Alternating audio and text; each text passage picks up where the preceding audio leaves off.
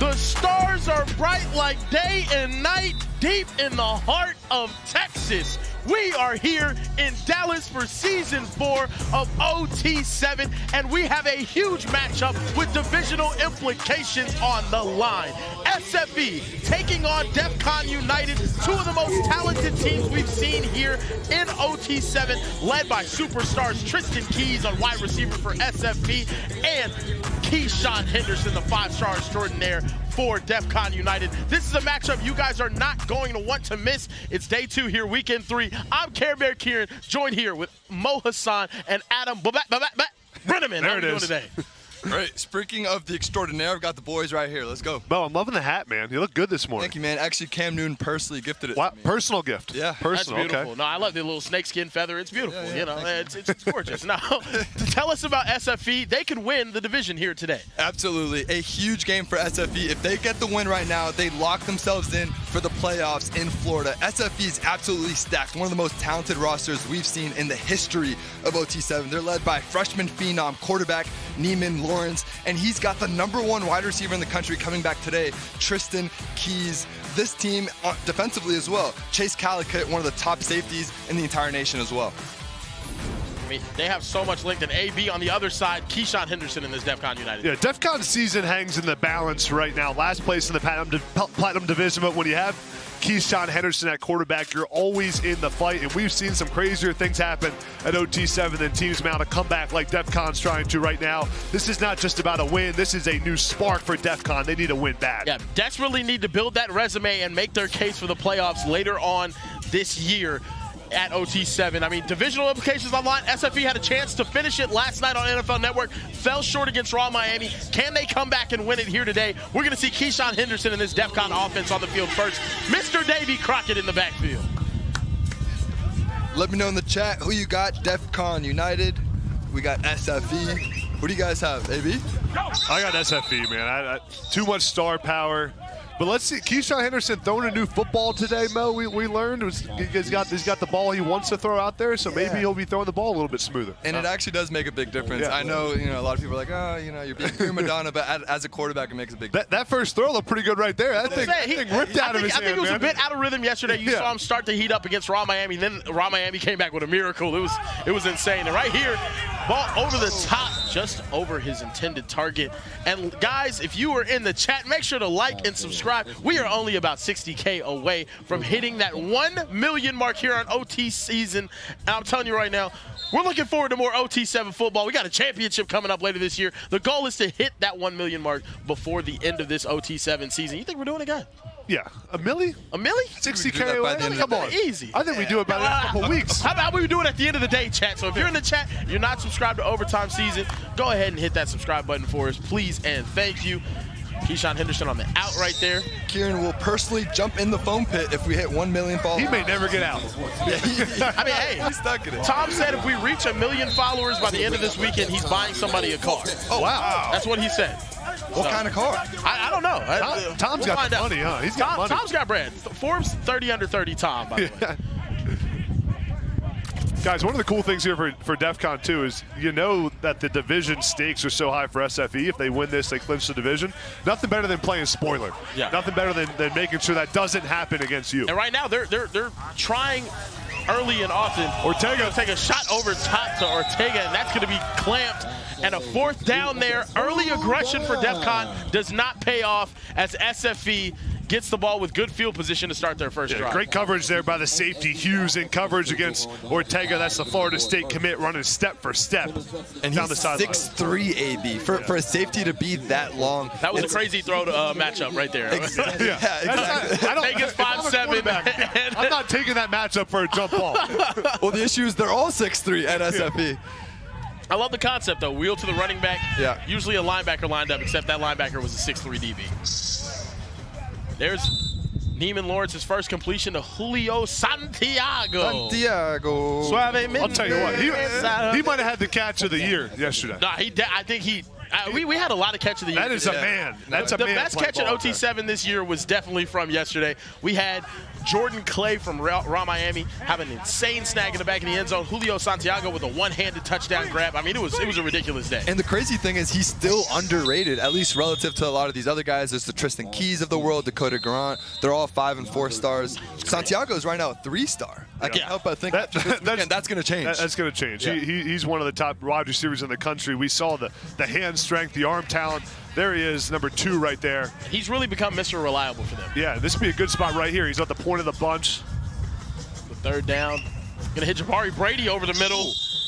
Did he get it? That is a touchdown. SFE on the board early, trying to punch their ticket to the OT7 playoffs. I love using your big body here on the goal line. Jabari Brady, he's all of 6'3", 6'4". He's a big target Miami, OU, Nebraska offers. He's able to just box guys out down here on the goal line. Yeah, Neiman Lawrence looks like he's in great rhythm right now on that drive. I've been really impressed with him, though. A guy who's also under-recruited a little bit. Still so young, though, 2028 class.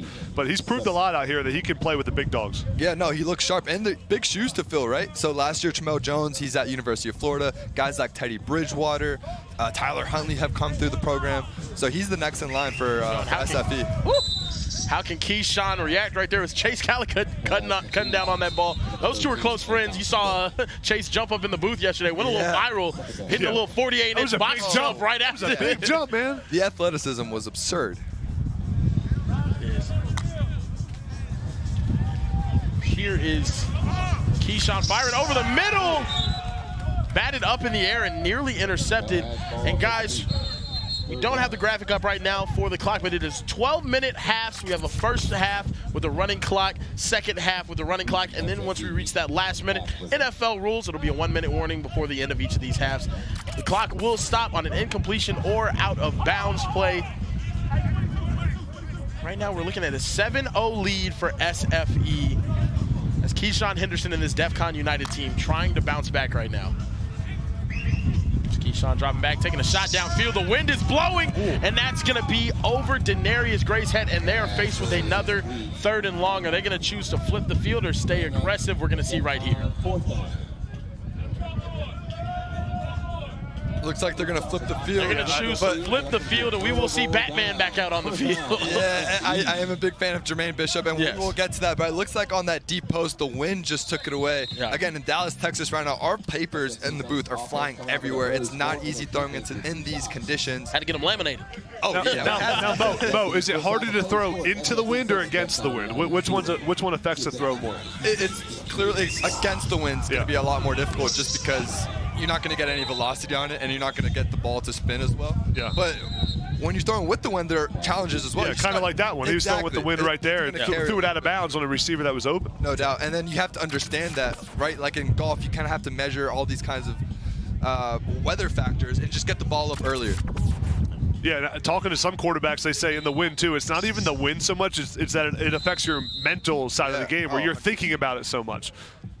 Absolutely, and for a guy like Keyshawn, he's played so many different positions. These reps are so important for him. He's the #1 ranked dual threat quarterback in the country, but we saw him in season 3 playing receiver and DB. Lawrence looking over the middle. He's going to hit Eric McFarland, who just takes off, and he's going to be tagged just short. And you see the Tyreek Hill comparison showing up right there. He is fast. Yeah, we haven't even mentioned McFarland because this receiving core is so stacked. But everyone calls him Little Tyreek Hill, and that's for a reason. He's IMG's #1 wide receiver as a freshman, which is absolutely insane. I call him Easy E. You know what I mean? He's out there running easy. Neiman Lawrence trying to make it happen right here. A 2nd and goal. That was going to be incomplete. Ooh. Crazy pass right there, but nearly brought in. Caden Dixon Wyatt, latter-day wide receiver. Yeah, it's tough as a quarterback throwing into traffic there, triple coverage. Had his receiver open on an accurate ball, but one of the risks there is when there's a bunch of defenders around, if the ball gets tipped at all near the goal line, you have a high percentage chance of an interception. And right here, it's really pick your poison. We haven't even seen Tristan Keys get involved yet. And we have, just so many talented wide receivers. This is the grouping from yesterday. And Neiman Lawrence just, surgical in this area. Eric McFarland through the contact. They're going to say he's short right there at the goal line. Nice 1 yard. Yeah, that's a nice half-yard completion right there. 4th down now, huge 4th down here. 4th down here. So many playmakers to go to. The guy I'm looking at is Jabari Brady, 6'3", 185, number 1 there, top of the screen. He's got some one-on-one coverage. Right there, beautiful ball, beautiful concept, beautiful catch. Dakota Garant in the end zone. SFE moving up to a 14-0 lead here. And that's Dakota Garant with the touchdown. I love these condensed sets. Yeah, Mo, right here, you're going to see it. Watch this. Dakota Garant's in the backfield at running back. Put him right there in the flat. Perfect throw by Neiman Lawrence. Yeah, just use your speed. It's basically a sprint to the front pylon. Who can get there first? Dakota got there. I like those sets, though. We've seen a lot of these teams in these areas lining up a guy at running back. Oh, and just a miss from Keyshawn Henderson. Lining up a guy at running back, though, and then getting these guys. It is on the goal line, you get so much of that man-to-man coverage. So when you line up the guy in the backfield, it gives you some room for a release and just get him in the backfield or get him in the flat. And then, Mo, you see so many of those receivers just running kind of pick routes to block the linebackers and safeties. Right here, Keyshawn Henderson and this Defcon United team need to get something going on offense. SFE got the ball second, so they will be getting the ball to start the half. A stop right here would be not good. Yeah, and we saw this yesterday from Keyshawn. First game started a little slow. Then the second half of the second game looks like he got into. Oh, they were going crazy. Yeah. Yeah, he really turned it on. Showed why he's the #1 ranked dual threat guy in the country. And ladies and gentlemen, Travis Hunter is in the building here to support little brother TRAYVIS, the Heisman Trophy winner. Well, yeah, a lot of Heisman Trophy winners here. A lot of star power. Yeah, a lot. You got 3 Heisman the Trophy. Stars are out in Dallas. There's a pump and a go ball down the sideline, and that's going to be thrown all the way to Louisiana out of the back of the end zone there. And another huge stop for SFE. And Defcon's going to flip the field again. It starts with the coverage, right? He didn't give him much opportunity. You want to stack your corner, and basically that just means you're running back on the line to give your quarterback an opportunity to hit you in stride. Now, if you're Keyshawn, though, you got to give your receiver a chance also. The one thing you don't want to do on a deep ball is throw it out of bounds. You got to give him a chance to make a play. But we've seen now, it's so critical for these teams, these offenses, to get yards on 1st and 2nd down, because when you're at 1st and 20, it can quickly become 3rd down and 20 before you even know it if you take a couple shots down the field. And now we've seen Defcon have to flip the field 2 times. Now Tristan Keys is going to check in for SFE. Going to see him right here to the left of Neiman Lawrence, running across screen now with the white armband, the #1 ranked wide receiver in the country, to see if he can make an impact here. We've got Magic Givens in the chat saying Travis should come to Dallas Cowboys. There it is. Oh, yeah, I would love to see Travis in Dallas Cowboys. That'd be interesting. He is not going to be there. He's not going to fall to the Cowboys. And that was a beautiful rep there from Caden Dixon-Wyatt against Batman Jermaine Bishop. You're going to see a matchup like that for years to come at the college football level. One of the best receivers and one of the best DBs in the entire country right there. We saw Batman giving Raw Miami all they could handle the other day. Oh, Jermaine Bishop Jr. was honestly my player of the day yesterday. And now he's lined up over Tristan Keys. And that's a tough matchup like we were talking about. He was on Bryson yesterday and absolutely gave him all the work. Yeah. And he was isolated on an island with Bryson a lot too. Just one-on-one. There was no safety over top, and he made some big plays on the football against one of the best receivers we have here at OT7. And they trust him to make those plays out there. See him out there with the Batman. Now he's lined up across Mr. Tristan Keys. This is a battle you're definitely going to want to see. Send Tristan in motion. Neiman Lawrence going to go ahead and hit his target over there in the flat. Kareem Brown.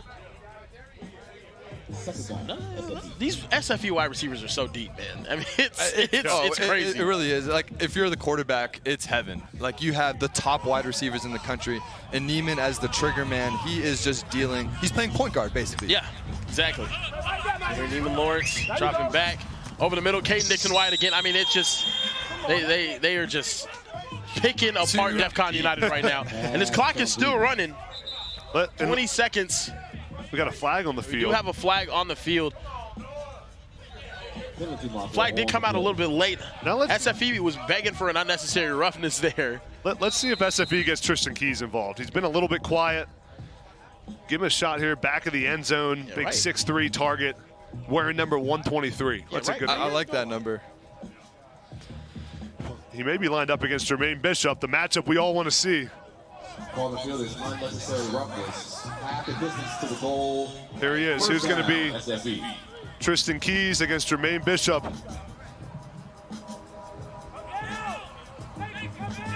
That's a key matchup to watch there at the top. Of the screen. Give it to him. Lords. We'll look over to the other. Oh my goodness, what a catch! Eric McFarland. Eric McFarland. He's known for the speed. He's not the tallest wide receiver, but the ball skill is definitely there. What a catch. That's his 12th touchdown of the season, fellas. That ball placement is elite, Mo. You couldn't put it in a better spot. The defender can't get his hand on it. And Eric McFarland, the body control to flip the hips around and make that catch. It was great defense, but an even better throw, only where Eric McFarland can get it. Look at this Selly, guys. Oh my goodness. I think he was surfing out there, man. That was crazy. Now we got a new quarterback in for Defcon United. It's Brody Scheinberg. Brody. Out of Bellflower, California. Oh my goodness. Brody off the bench almost throwing a pick 7. Oh my goodness. What a closing effort there from Legarian Wilson to nearly take that one back into the end zone. That was crazy. Look, I would not want to go against this DB group. I mean, it is, the closing speed is insane. The length is insane. I mean, my goodness, this is not fun to go against. Yep, and now you're going to see Keyshawn Henderson check in at wide receiver for this throw to the end zone. We know he has incredible catching and leaping ability. He's an all-around athlete. Oh, probably the best athlete here. We're going to see if they can get out of bounds. He's got to get out of bounds, and he's going to stay inbounds. What is he? I mean, just bad clock management. Yeah, bad clock management. Bad awareness. Rough first half for Defcon as SFE is going to take a 21-0 lead into the half and get the ball afterwards.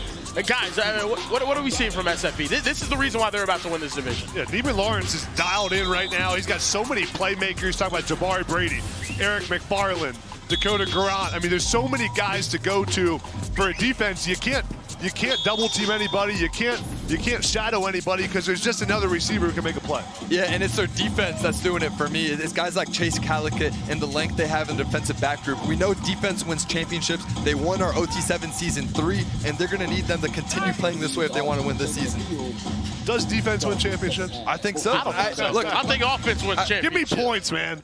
You have to score points to win the game. Well, look, a team like Coastline Stars, that's why they beat Trillion last night, because of defensive play. And nobody, including you, Karen, thought that would happen. I can't believe Trillion lost 2 games yesterday. Yeah.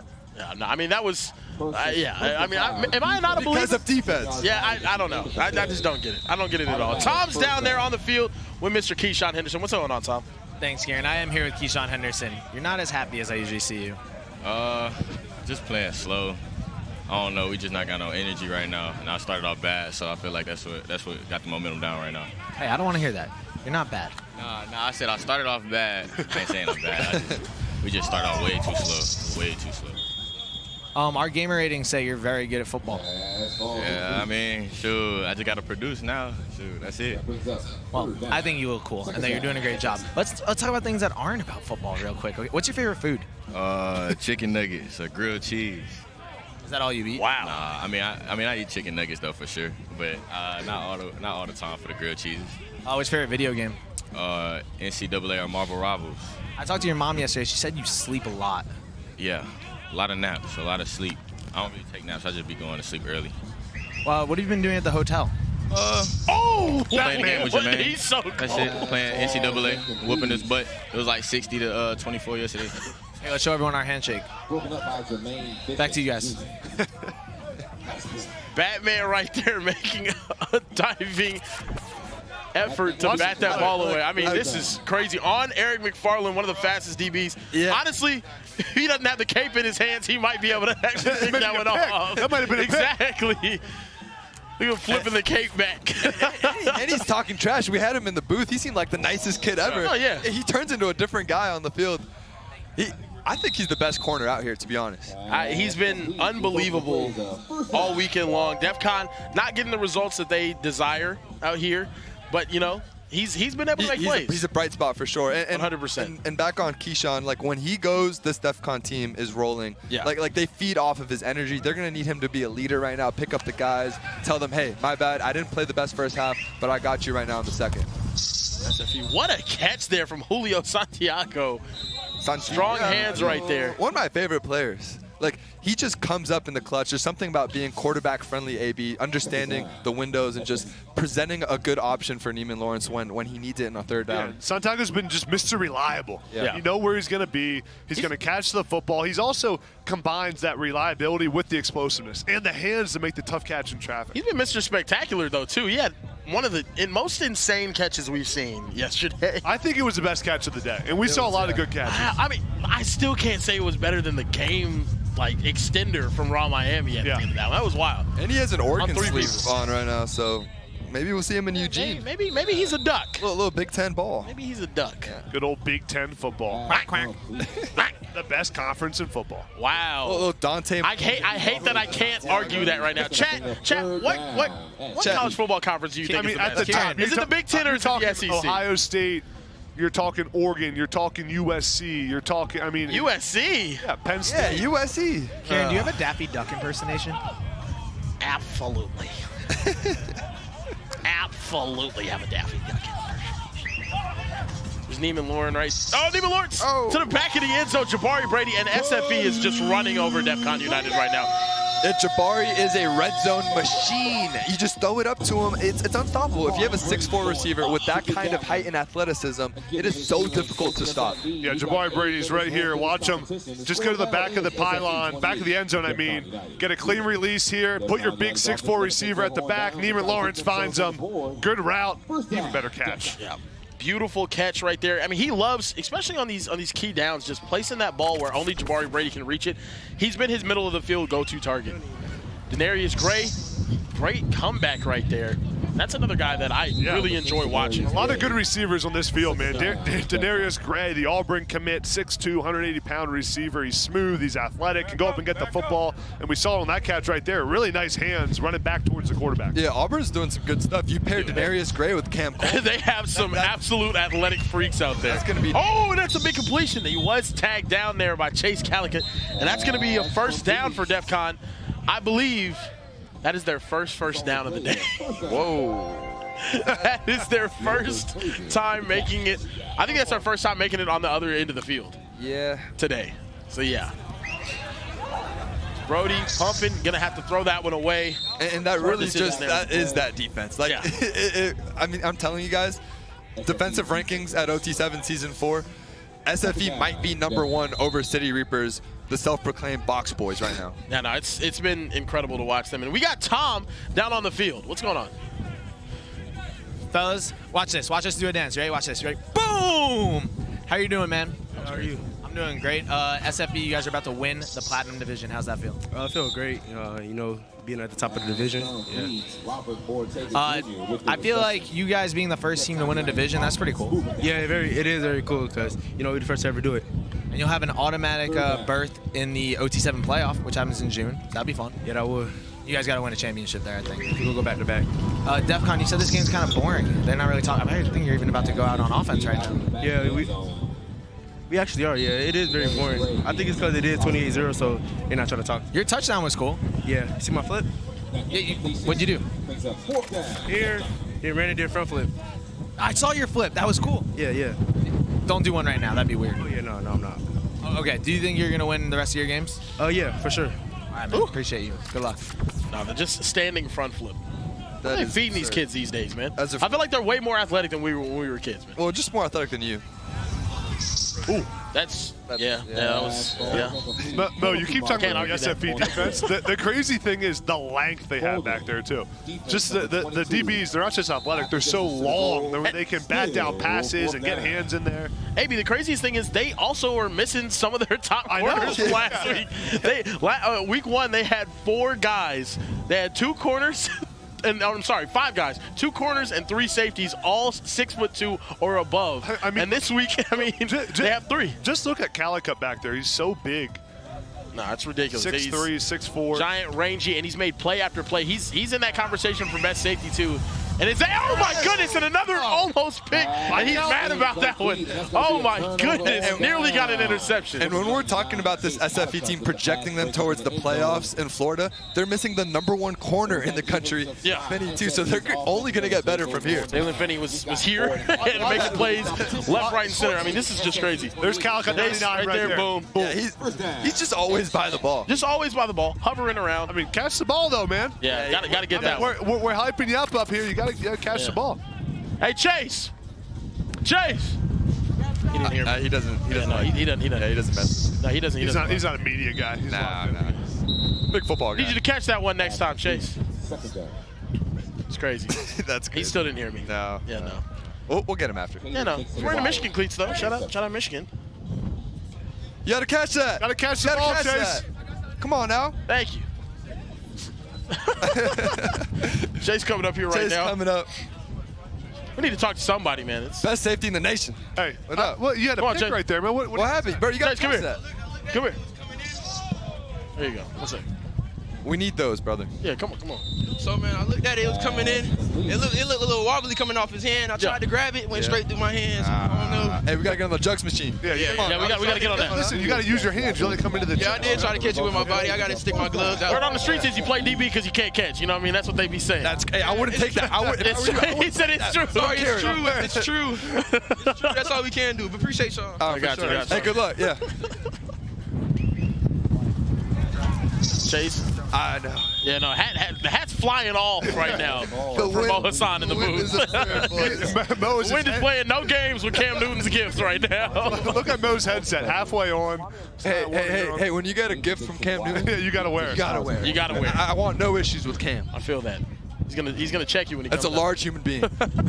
We will see C1N coming up, chat. And SFE on the doorstep of sealing this Platinum division. Beautiful catch there from Jabari Brady. Jermaine Bishop draped all over him, and these guys are just making plays. That's a great matchup. Jabari Brady against Jermaine Bishop. Nice strong hands there by Brady. That's what you get with a big receiver who, if he's not open, you can still throw him open because of his size. Right here, Neiman Lawrence. Smooth operator, man. Very smooth. I mean, like, out of all the quarterbacks, just how I think that's the best trait you can have is just to be an even keel guy. Yeah. We saw Jonas Williams be unbelievably smooth yesterday, and now, I mean, Neiman Lawrence just chilling. It's like nothing really bothers him. Yeah, kind of like a Cam Ward, right? Like he's just back there. Aaron Rodgers has that as well. He's just back in the pocket. Nothing's really phasing him. Could be down. He could be up by 30, down. They need a touchdown, 4th down, 3rd down. Doesn't matter for Neiman Lawrence. Cam Ward and Aaron Rodgers. Good comps right there. Yeah. Tom Brady. By the way, AB, who are your top 3 guys going into the draft at quarterback right now? Oh, you got to go. I mean, top quarterback. I think it's Cam Ward. Yeah. Right? I mean, I think that's pretty much solid right now. I think you got to go Shedeur Sanders. I got Jackson Dart. Jackson at 3? I like Jackson at 3. I really do. Who's your 4? That's the real question, because I think everybody's got the Cam Ward, Shedeur, Jackson Dart top 3 at this point. I like Kyle McCord. Yeah, I like McCord's a guy. I mean, he broke the record book at Syracuse. All-time ACC passing leader. I mean, he's climbing up draft boards a lot right now. How high would Drew Aller be if he would have left for the draft? I think he'd be 3. 3. I think he'd be 3 right now. And he'll probably be a solid QB1 next year. Who's your 4? Oh my goodness, my hat is flying. the hat is now flying to another state. Somewhere else. We're to see if Defcon United can get a score here in the last minute. Oh yeah, man. Just you know what? Completely flew off. For QB4, give me Quinn Ewers. Yeah. Wow. Give me Quinn. Okay. Give me Quinn. Okay, my Longhorn. Yeah. Took him to the semifinal. He's the winner, man. Dominic Warner. And then we got Arch coming up too. So Arch, I mean, yeah, that if Arch decides to come out, he's QB1 next year. year's quarterback class is crazy. Yeah, 100%. Nico Yamaleava, we got to see him at OT7. Have Arch Manning. Now Defcon United. Can Brody get him in the end zone here with only 20 seconds remaining? This clock is not going to stop running, chat, so incompletion out of bounds, not going to matter. They're going to pressure. They got to get set again. If they want to score, they got to get set one more time. They're actually going to be an illegal rush. they really want the shutout. There's still 7 seconds. This clock is running no matter what. It does not matter. They're not going to be able to get this play off. And that's going to do it for this one. The goose egg. SFE, are they going to give him an on-time down? No, that's going to do it. Clock management, a real issue for Defcon. Oh, yeah, don't give him an on-time. Amongst many other issues. Yeah, I don't know why we're giving him an on-time now. Get him out of here. 35-0. SFE gets it done over Defcon United. And you are looking at the Platinum Division winners going directly to Miami for the OT7 playoffs. I'm excited to see this one, fellas. SFE has been amazing all year long. Yeah, I mean, look, they're the team to beat outside of Low Pro. We all know Low Pro is stacked right now. It's between SFE, Trillion, and Raw. That's the tier 1 in my book right now, guys. Yeah, and so much talk about SFE's receivers, but let's give Neiman Lawrence his credit. Yeah. The way he's managed the game, the way he's taken care of the football, the throws he's made, and let those receivers be the focus and let them make plays with accurate footballs. Really impressive job by Neiman Lawrence to get SFE to this point. Yeah, and I'll be honest, this division was stacked, but SFE, unbelievably dominant. And congrats to them, your Platinum Division winners. SFE punched their tickets to the OT7 playoffs. And chat, are they the favorite to win it all this year? They're the 2-time champions. They're now looking to go back-to-back, and they got it done just like they were supposed to. I mean, they're up here with the booth up here by the booth with us right now. Unbelievable performance from them all season long. It's very awkward talking about them while I'm looking at them right here in front of me. You know, they're just an incredible group of guys, huh? I think they have a real shot to go back-to-back, guys, especially if they reload on. A shot. They might be the favorites right now. I don't know if they're the favorites. I don't know. You have the low. They just lost to Raw last game, too, yesterday. And guys, that performance we just saw was dominant. It was. On both sides of the ball, offense, defense, elite. Now I'm going to throw it down to Tom, who's down there with the head man of SFE, Geno Smith. Hey, thank you, Kieran. I am down here with Coach Geno Smith of SFE. You guys just won the Platinum Division. Congratulations. How great has this team been, you know, the couple weeks we've seen them at OT7? We've been awesome. We had a few hiccups here and there, but pretty much I love this team. I love all our teams, but this team is special. And now you guys are the first team to punch your ticket to the OT7 playoff in June. You guys won the whole thing last year. What can we expect in June from this squad? The same thing. Same thing. We'll win it again. Amazing. Coach, congratulations to you and all of SFE, the Platinum Division winners. Oh! And the Gatorade bath. Fresh at 11:30 in the morning. I know he's cold, and this wind is blowing hard. I know he's got to be cold. And what a performance from SFE to get it done.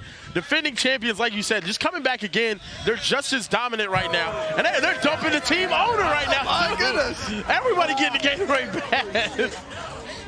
But no, I mean, these guys, are they the favorites to win right now? We've seen Low Pro, they're the only undefeated team left right now. But SFE, they've looked incredible. Well, look, Kieran, it's one thing to win by a score or two. This was a statement victory. They wanted to show everyone they're the #1 team in the country. When you put up 35 points and you put up a goose egg on the other side, then you're for real. Beautiful Gatorade shower there. Platinum Division champions, SFE, getting it done. And guys, don't go anywhere. That's how we started the day, but we have much more OT7 action on the way. Don't go anywhere, chat. We got Cam Newton C1N coming right up.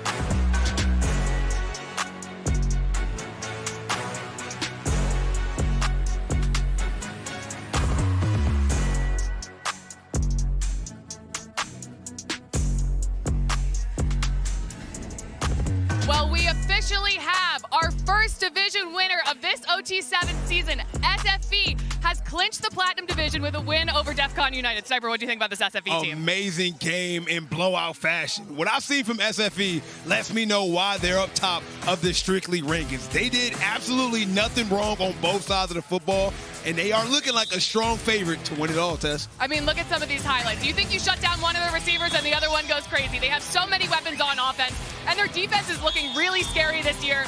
I just don't really see a lot of weaknesses in this team. Even Lawrence has been incredible, if you see on this throw here. It has just been an incredible performance from them so far this season. I mean, what we know from them is obviously they have one of the best receiving cores in all of OT7. But the defense is what I'm talking about, leading that Platinum division big time.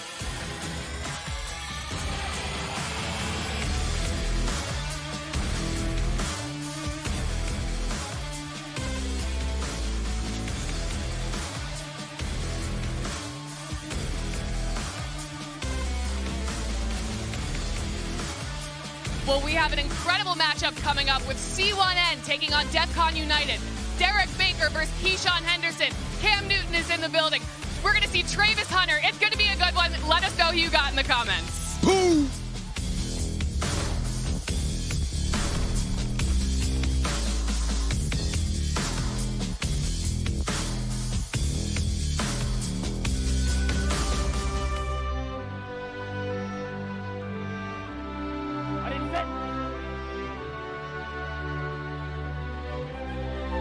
Kieran, what's wrong with you today? You got to get your head in the game. I skipped lunch today, Coach.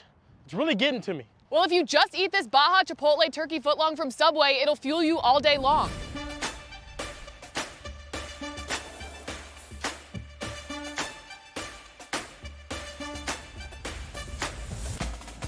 I got this. Ready? Go. Subway makes everything better. Try one of the 7 legendary subs from Subway's Meal of the Day. Now back to OT7.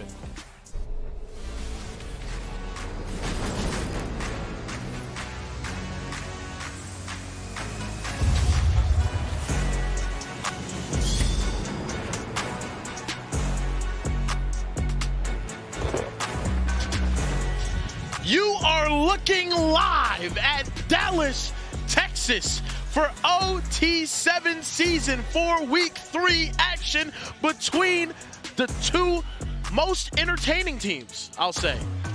I'm lying. C1N taking on Defcon United in a game you're not going to want to miss. Cam Newton's squad trying to keep it rolling here after an up-and-down season so far against Defcon United, who desperately need to make their case for an OT7 playoff spot.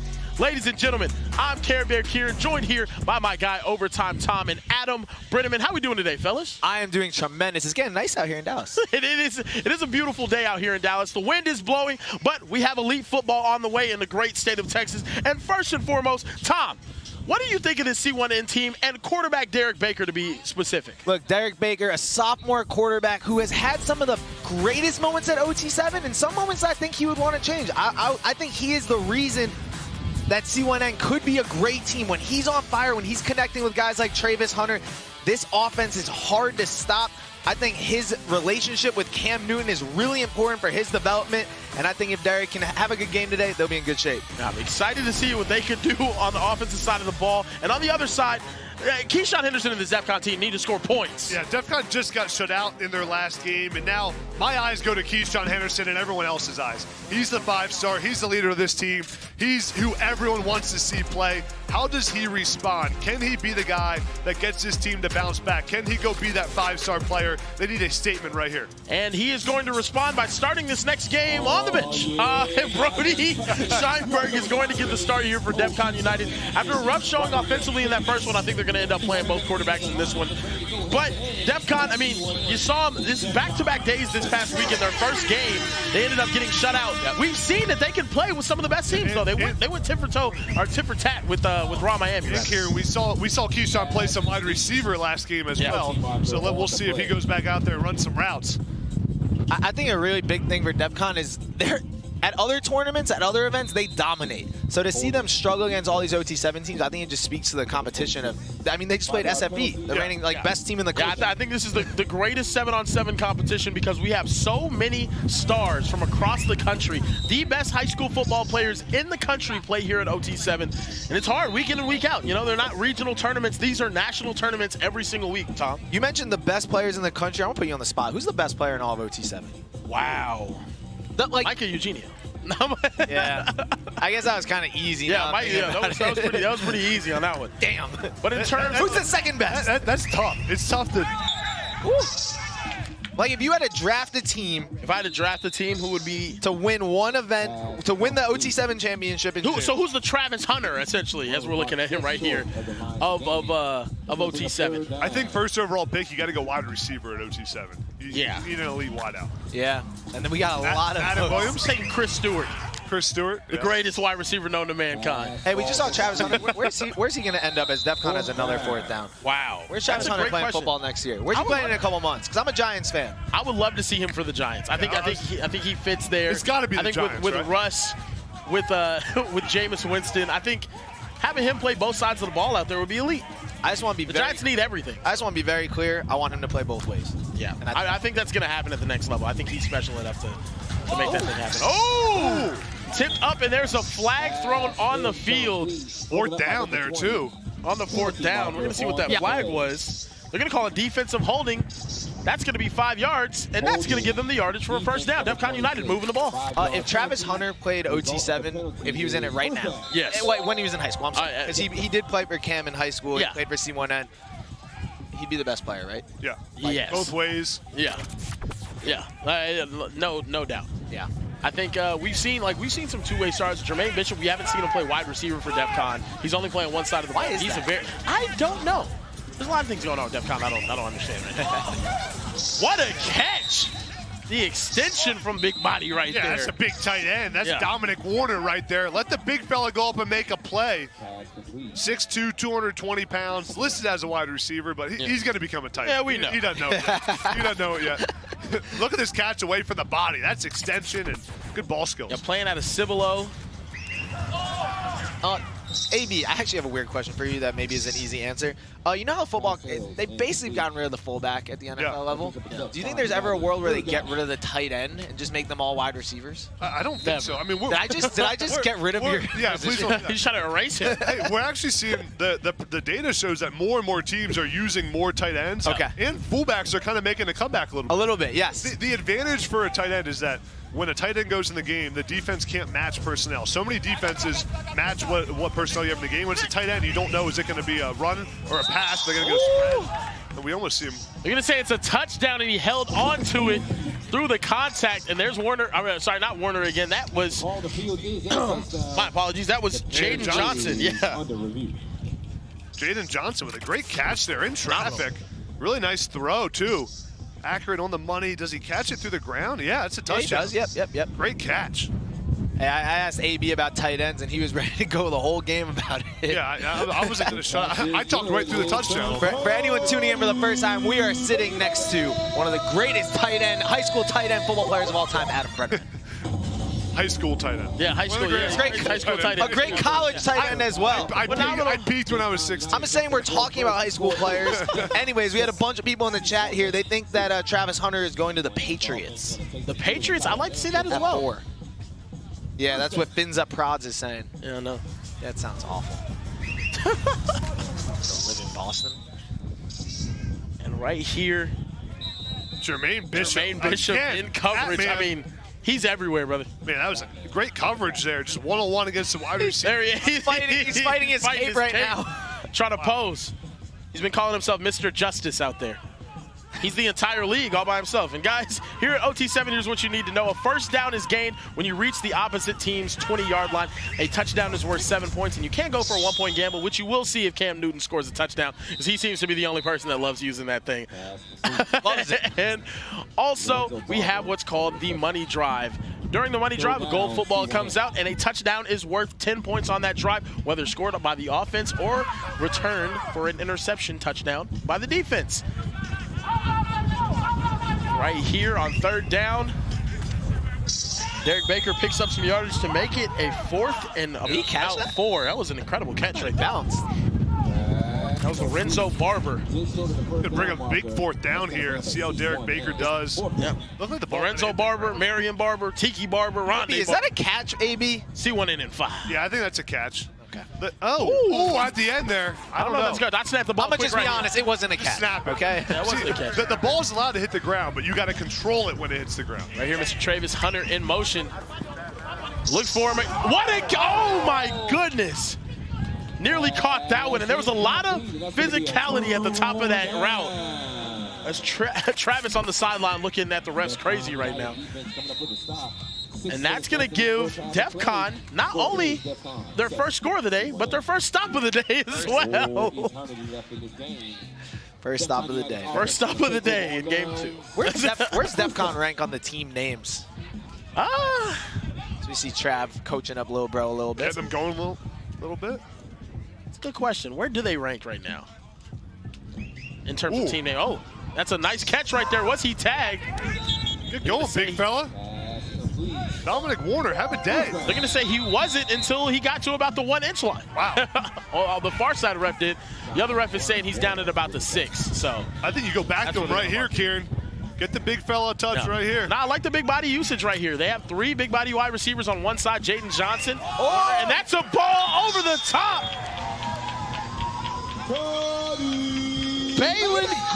Balin George with a catch for a touchdown. We're seeing a completely different rotation of guys here for Defcon, and it's working out for them. And everyone in the mix.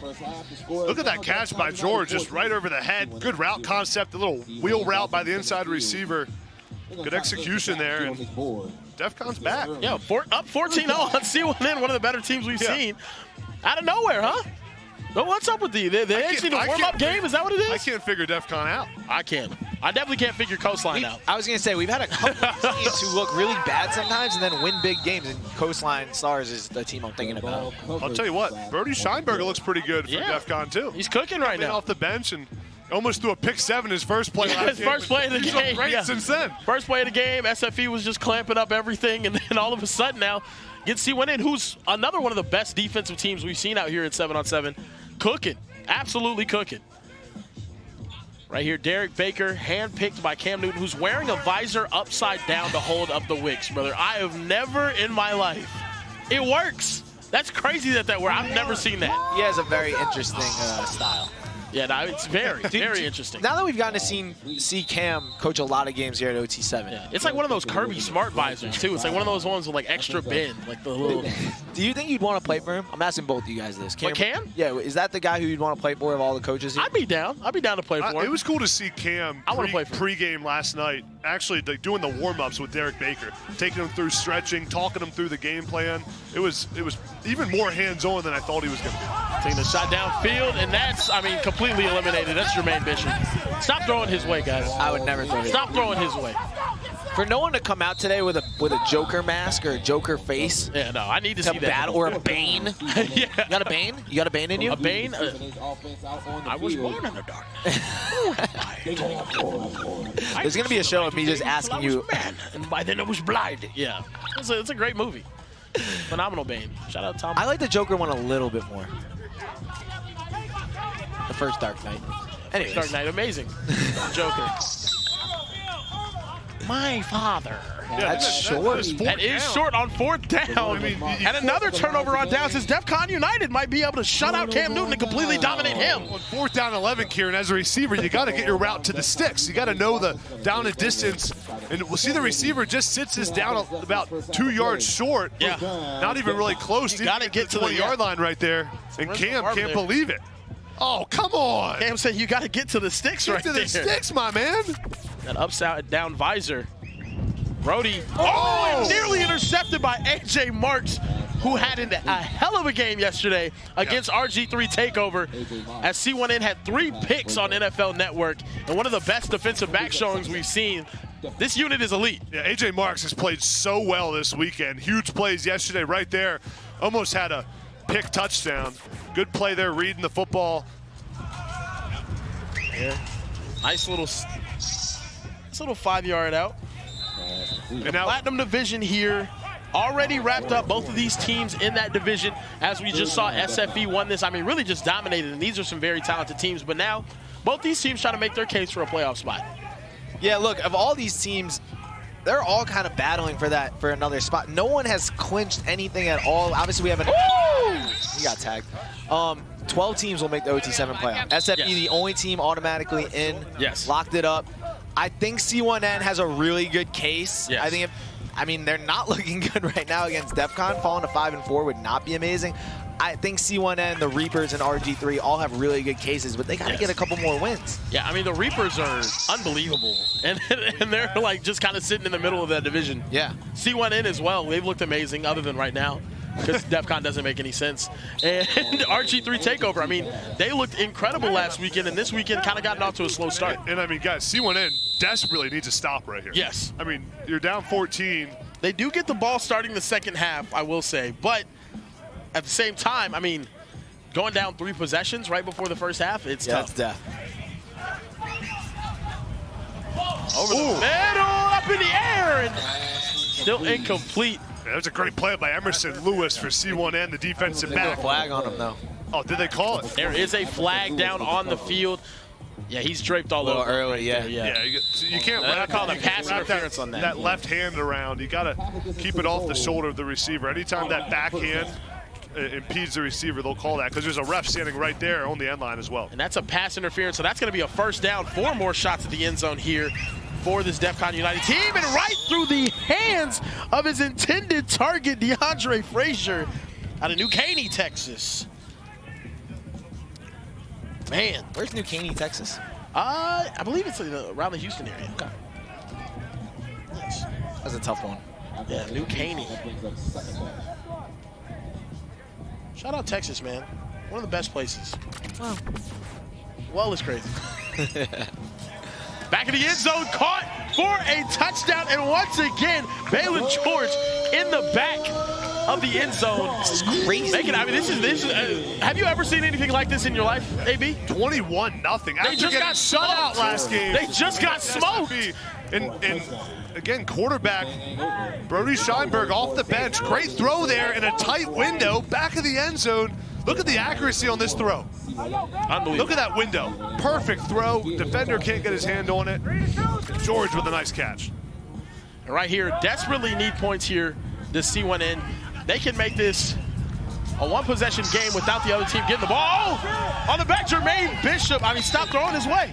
What are they doing? Jermaine Bishop has him strapped. I mean, look at the cape flapping in the wind right there. Batman is not playing any games with these guys. Look at him, just flipping that thing in the air. I can't believe he's. Look at the pose. He's still wearing that thing. It's definitely affecting how he's running. I mean, it's getting in his way a little bit. I don't think it matters. He's still making plays. It doesn't matter. I mean, yesterday he had a full muscle suit on. Yeah, he had the full suit on. And he was locking up Bryson Wright, who I love, but he did. It's crazy. Right here, a little quad set. C1N really needs to score before the half.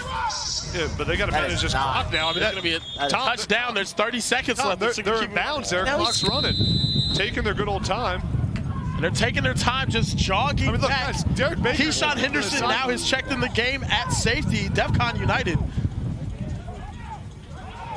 It seems like there's no awareness that the clock's running here. I mean, it's going to be like the last play. It feels like it. Get out of bounds there. Oh, he's going to be touched in bounds. Great job. Yeah, they're not going to get this play off, and they don't seem in a hurry to either. Bad. Unbelievable first half. I've never seen something like this in my life. Here, that was a great play by the Defcon defense there to tag him in bounds and make sure the clock keeps running. That ends the first half. I mean, crazy first half for C1N, and they got to get things together here on offense. And I mean, I'm shocked, guys. Do you think they're kind of like, I'm not going to put this on Travis, but I see him at the huddle. Travis Hunter is here watching C1N for the first time. Like, are they nervous? They might be. That's a lot of aura in there. Travis? Too much aura. Because something happened. I don't know. This is shocking. We just watched, or maybe they just watched Defcon get run over 35-0, and they're like, oh, okay, we're gonna smoke those dudes. And now they're down 21-0. It's a completely different C1N team than we saw yesterday. And this is a completely different Defcon team than we saw in game 1. I mean, Defcon didn't score, and I mean, gave up a ton of points in their last game, and now they look great on defense, and offense has been rolling. Yeah, Travis needs to suit up. Get out there, man. It's really going to make it so hard to figure out who should make the OT7 playoff, because other than SFE and Low Pro, no other team has been consistent, as we see our guy TRAYVIS. And this game's still not over. You get one stop. You're essentially a 2-possession game is essentially a 1-possession game here at OT7 is the way I kind of view it. Being down 3 possessions is really tough because you do end up needing that stop. Right here, this is a must-score drive, though, AB. Yeah, have to score here. And let's see how Derek Baker responds. I want to see, like, right there. Beautiful. Looking calm, in the pocket, accurate throw. Don't try to do too much. A lot of times, Kieran, quarterbacks, when you're down 3 touchdowns, try to force it. Try to push the ball down the field too much. You can't win the game with every throw you make. Just keep the game in front of you. A lot of time left, and we've seen some crazy things happen at OT7. And there's big Christian Ward right here, the 6'3" target out of Marietta, Georgia, who's been clocked at a 4.4. Unbelievable speed. And right here, Derek Baker back in the end zone. Was it caught in bounds by TRAYVIS Hunter? There's the touchdown. TRAYVIS, C1N on the board. And the Selly to match. Now, can they get a stop here? TRAYVIS not pleased. He's not pleased, but little bro just had a great touchdown. Shout out to TRAYVIS, who's been having a solid weekend, gotten open a ton. Before the game, he said he would have 3 touchdowns in this one, so we'll see what happens. Here's TRAYVIS right here. He's going to run the back of the end zone. This receiver's going to hook up to pull this defender. Watch it play out there. TRAYVIS with a nice route. Just get open back there, TRAYVIS. Find the open space. Good throw by Derek Baker. Unbelievable. Got like 3 feet in right there. Shot downfield. Oh, incomplete. I mean, they are playing aggressively right now. And there's a flag on the play. There's going to be a defensive holding. It's going to be 5 yards and a replay of that first down overtime, Tom. Defensive holding.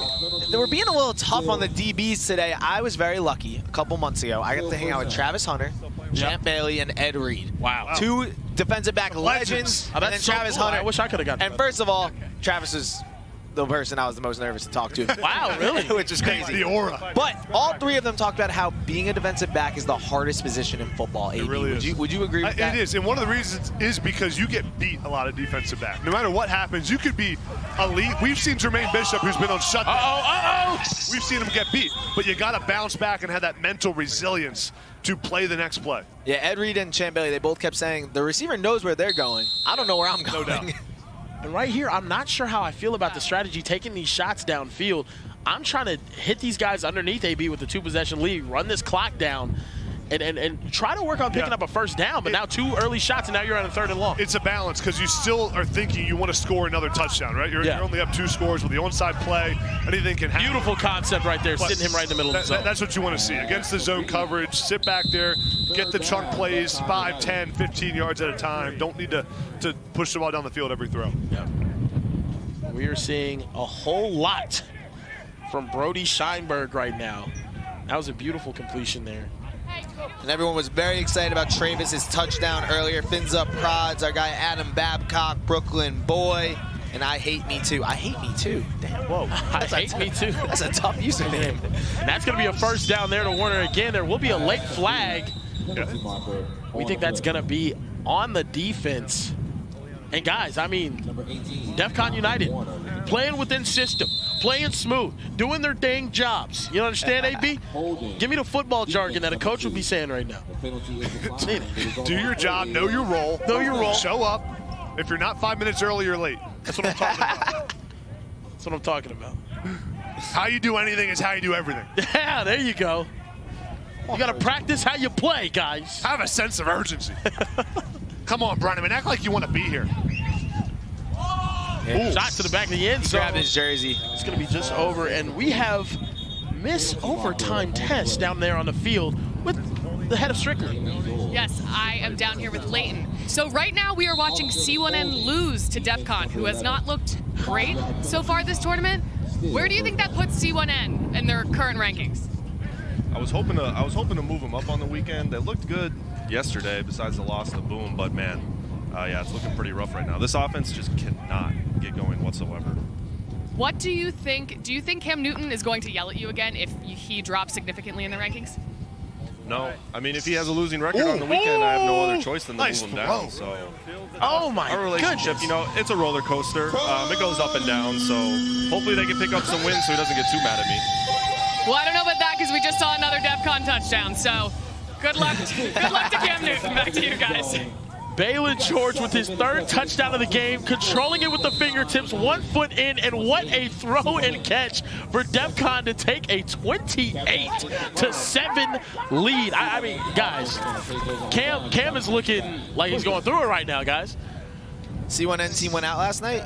Yeah, I don't know, man. They must have. Big night. They must have gone out last night. I do feel bad for Leighton and the Strictly football squad. he has the toughest job ever. The rankings right now, I mean, you just have so many similar records, so many similar teams, except Low Pro. Yeah, Low Pro's just the only undefeated team left. Everybody else has 2 losses or more. But look, that number 2 spot, Trillion Boys, they dropped 2 games yesterday, and they look terrible. Tom, what happened? Where are you putting Trillion Boys after yesterday?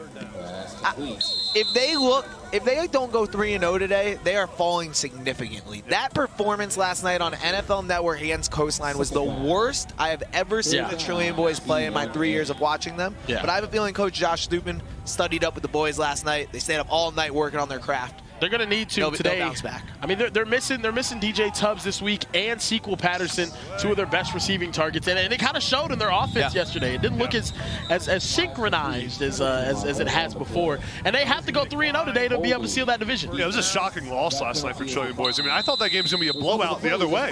I thought it was going to be. I didn't think it was going to be a good game. Yeah, Trillion Boys end up losing. Yeah, I mean, I'm still shocked by that. I'm still very much shocked by that.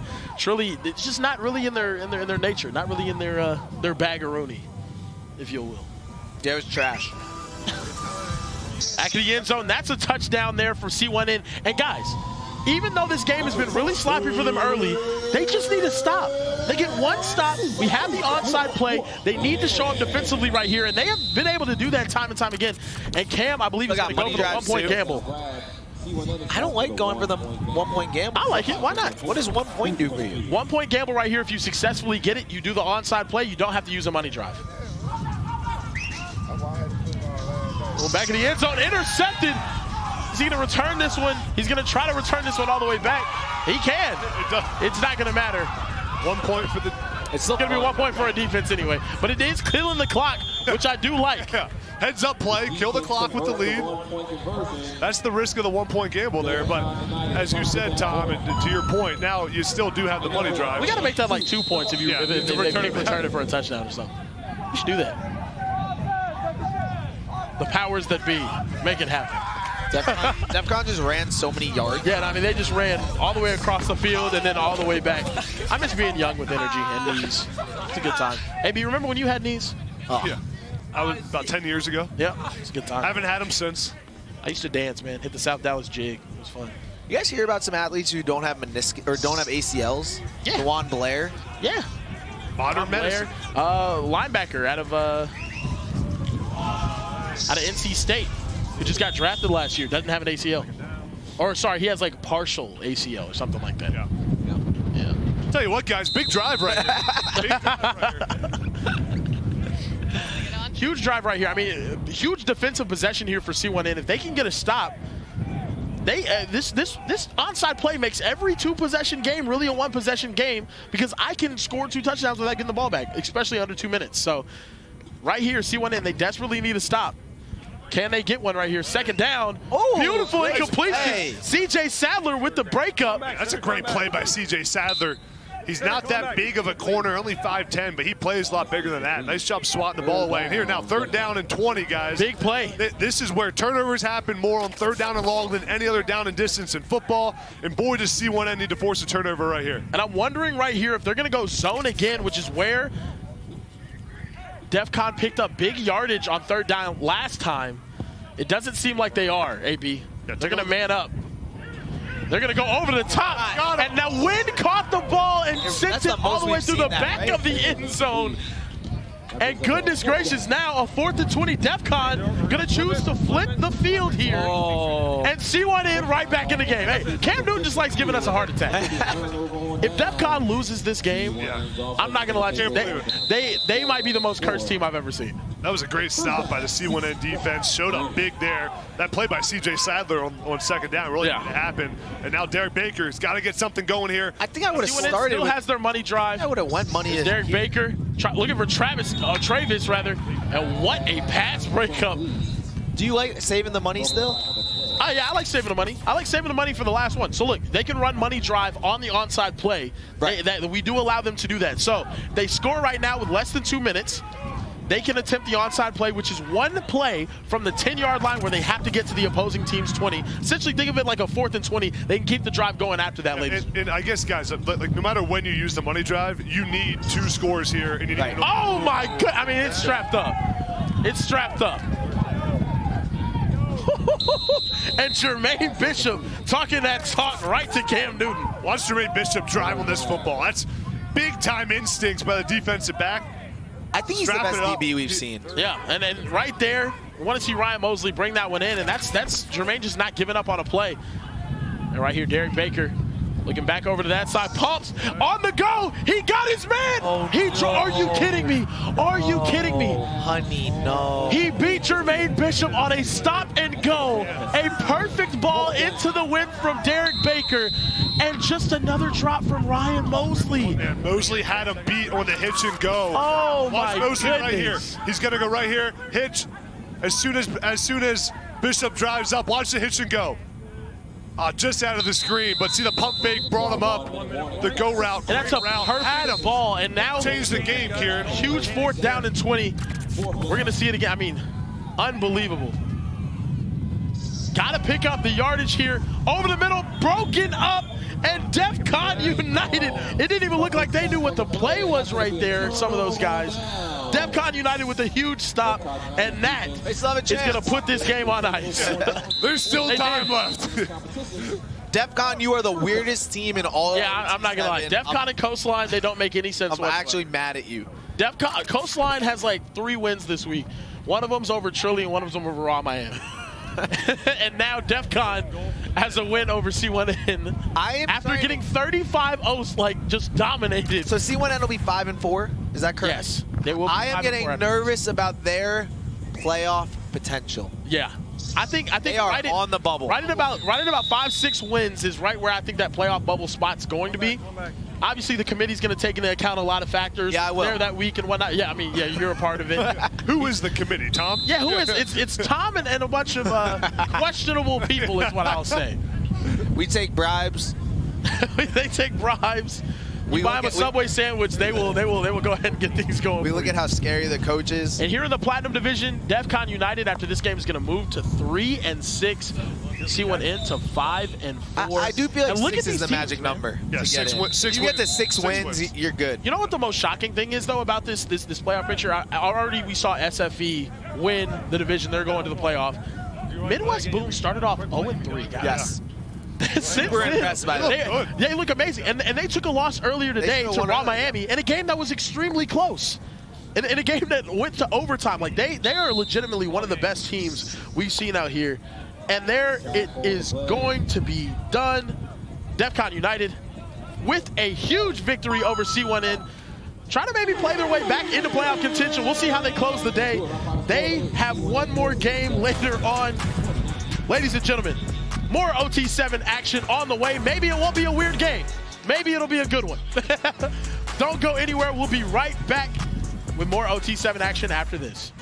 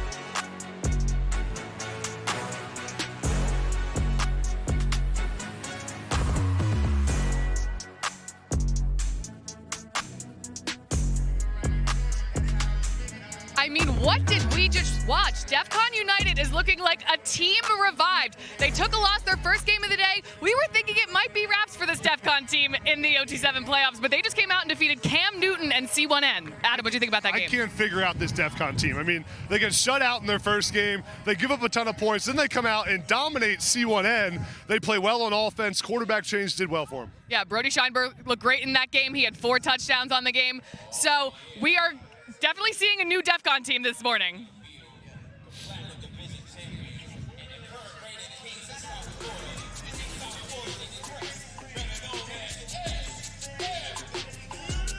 But Adam, we got to talk about this game coming up. SFE, our newly minted Platinum Division champs, are about to take on RG3 Takeover. But this is about to be a crazy game. Let us know who you got in the comments.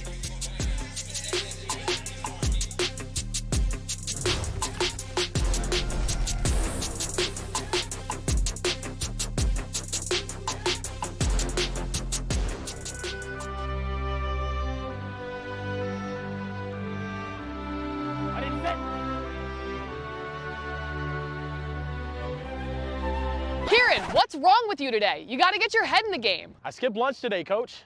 It's really getting to me. Well, if you just eat this Baja Chipotle turkey footlong from Subway, it'll fuel you all day long.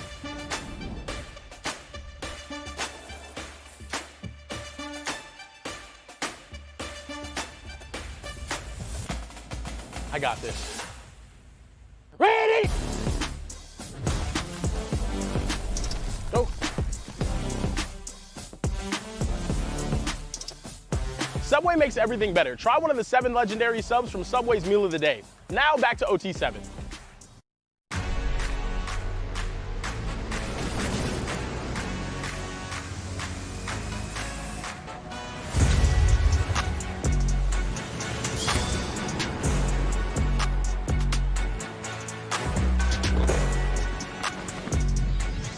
And we're live in the heart of Dallas, Texas for OT7. It's season 4, week 3, and it's shaping up to be the best we've ever done. We got a superstar matchup, 6-seeded RG3 Takeover and number 3-seeded SFE in a Platinum Division showdown.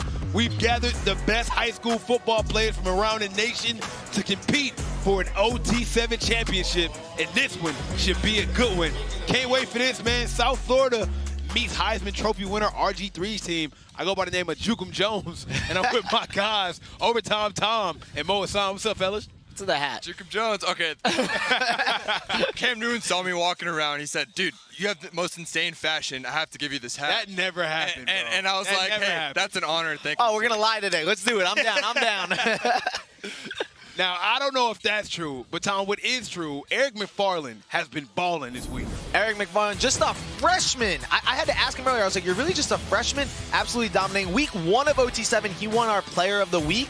Week number 3 now, he's trying to do it as well. Already a bunch of touchdowns on the weekend. Before he even entered high school, he had 10 Division I scholarship offers. Insane. He's a little bit smaller, a little bit more under the radar than maybe a Bryson Wright or some of the other guys, but he's been doing his thing.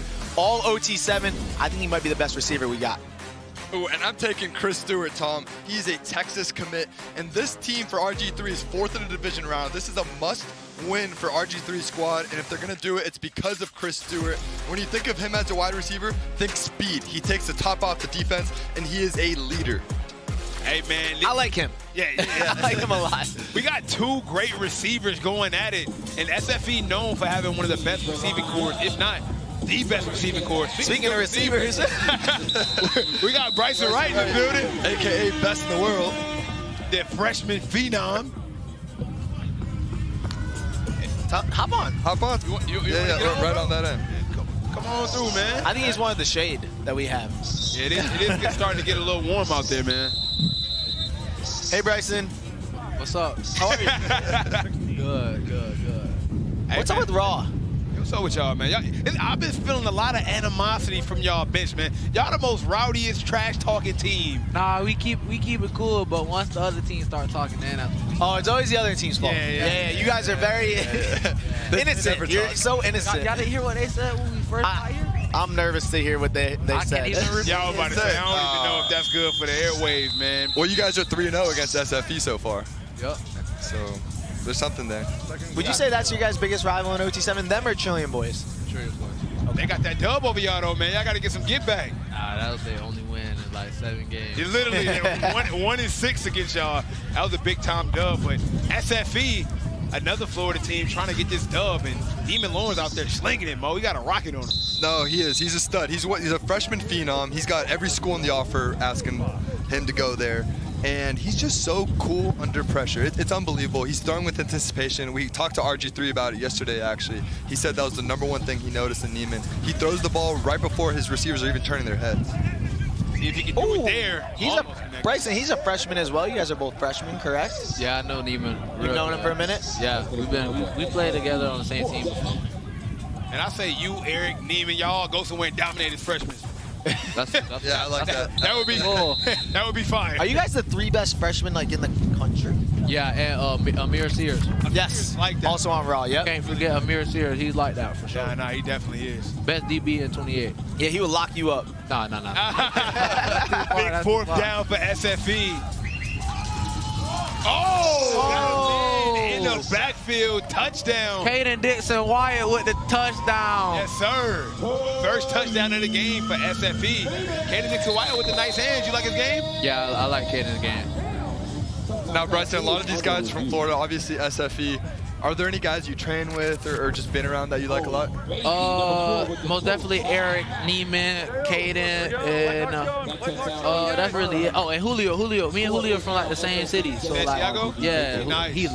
Santiago's crazy. He underrated. Bro. Didn't know about him before this week, but he definitely let me know he liked that for sure. He slept on for sure. Y'all boys need to wake up on Julio. Oh, no, it's already done. Yeah. I'm wide awake now. His catch yesterday was crazy. Yeah, he like that for sure. Now we got Grant Smith coming out here for the first time today. QB for RG3 Takeover. Tom, I was talking about it yesterday. You know how cool it is for RG3 and Cam Newton to be like, I want you to be my quarterback. Yeah. Like, bro, what? You a Heisman Trophy winner. You one of the best to ever do it. You played at the highest level of football. You want me to be the guy? And RG3 had a lot of great things to say about him. I think he thinks that Grant's really underrated, which I can agree with. I think Grant Smith's been kind of a sleeper quarterback here. They've dropped a couple. When their loss yesterday to C1N was stressful. Yeah. But other than that, I think he's played great. And that was one of C1N's better games. I think for them, they just got to get more consistent. They'll have a game where they look like the best in the league.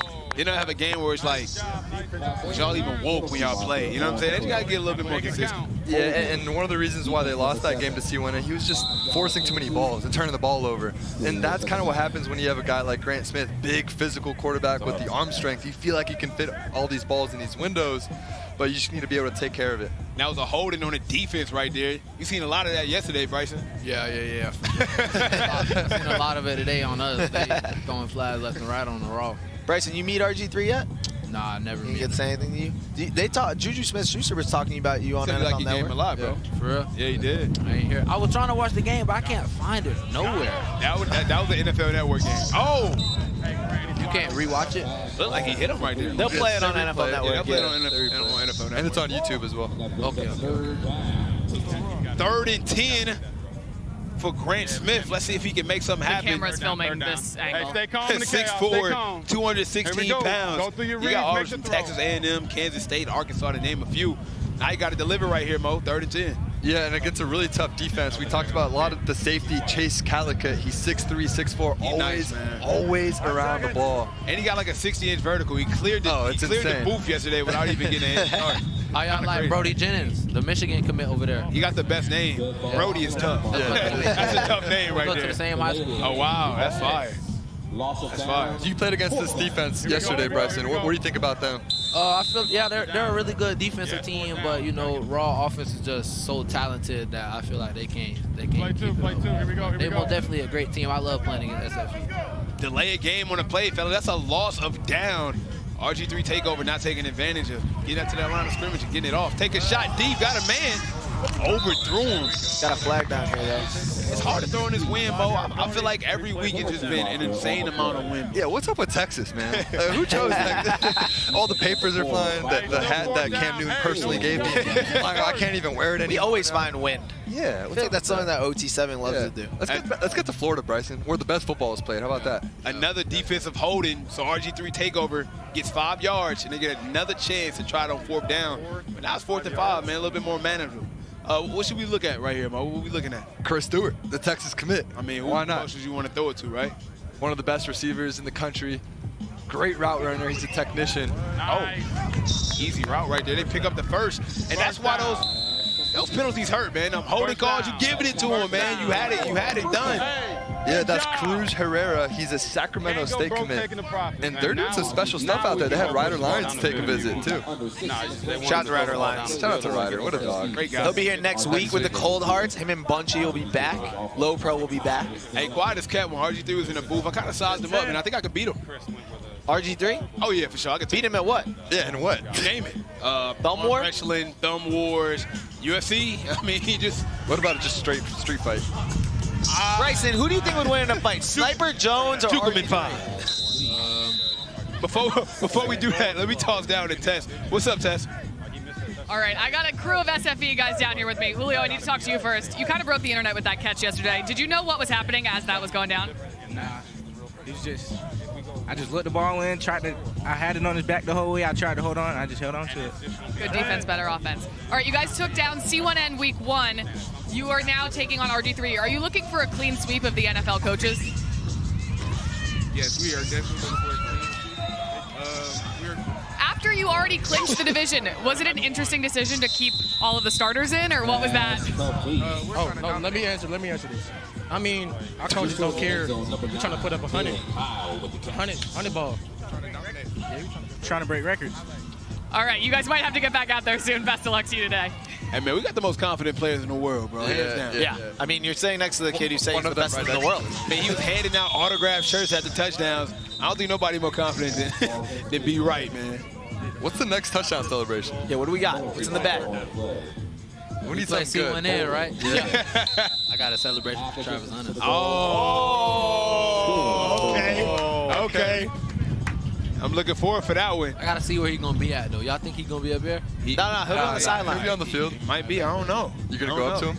Yeah. Oh, okay. I can't wait for that. Hey, another holding. Hey, they out there trying their best Hold'em Hickey sample impression. It's a holding on every play. Oh, Here we go. little flinky. Hey, Mo, what you call that right there? Little shovel pass? Yeah, a little Patrick Mahomes, little holding down there. You know what I'm saying? Hey, sometimes you just gotta find a little window. Great job by Grant Smith. I think he's really underrated too, guys. Talk what you like about him. Yeah, well, he's just so poised. He's got the arm strength, the wherewithal of understanding where his receivers are in space.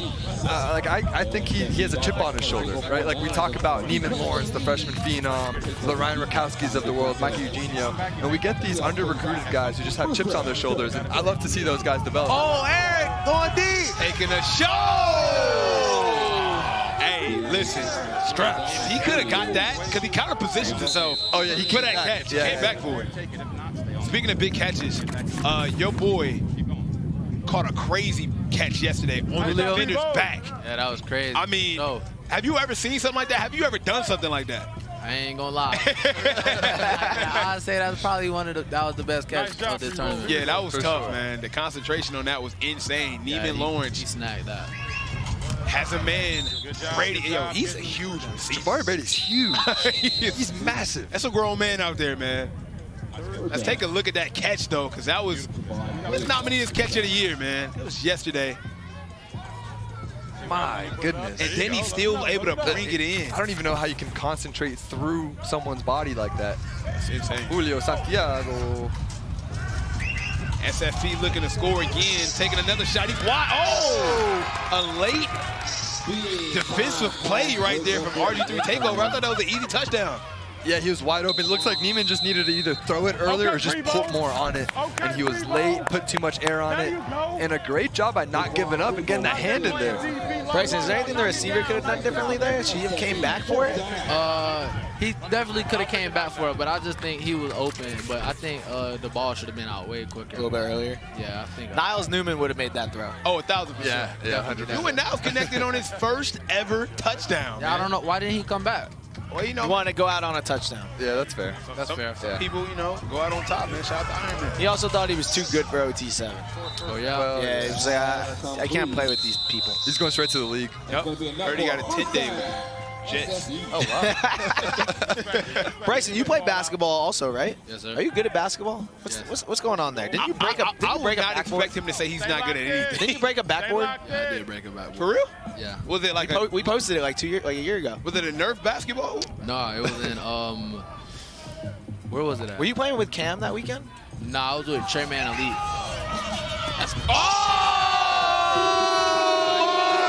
Goodness! Kaden Dixon Wyatt with a catch. He may have just outdone Julio Santiago for Coach of the Week with that one-handed grab in the back of the end zone. Mo can't believe it. He looked all he needed is one hand, and he got held too. Goodness. He got the catch and the PI. Hey, man, that right there is why he is one of the best receivers in OT7. Hey, Bryson, I know you play for Raw, but SFE might have the deepest wide receiver core, man. It's insane. Definitely, yeah, for sure. I wouldn't even hate. Hey, fellas, who had a better catch? Julio or Caden Dixon-Wyatt? Dixon-Wyatt. Yeah. Chat, let us know, because that was crazy. That was insane. He's just so nonchalant with it. Yeah, and you just walk off. Yeah, like I do this. whoa. Take another look at that catch, man. Wow. He's getting held, sticks his arm out. My goodness. And brings it in. The star wide receiver from modern day. They produce some really good wideouts down there, too, California. Cali got good football, man. RG3 trying to get some momentum. 22 seconds left. More than see how they use the clock management here. Yeah, this is big. Under 1 minute. It's NFL rules for clock stoppage. They need to get the ball either out of bounds or an incomplete ball. Clock's ticking here because it was inbounds. And they're 10 taking seconds a long time. They're taking way too much time. Brent Smith still looking at his playbook. Yeah. They're only going to get one shot at this. They could have got two. Last play of the half.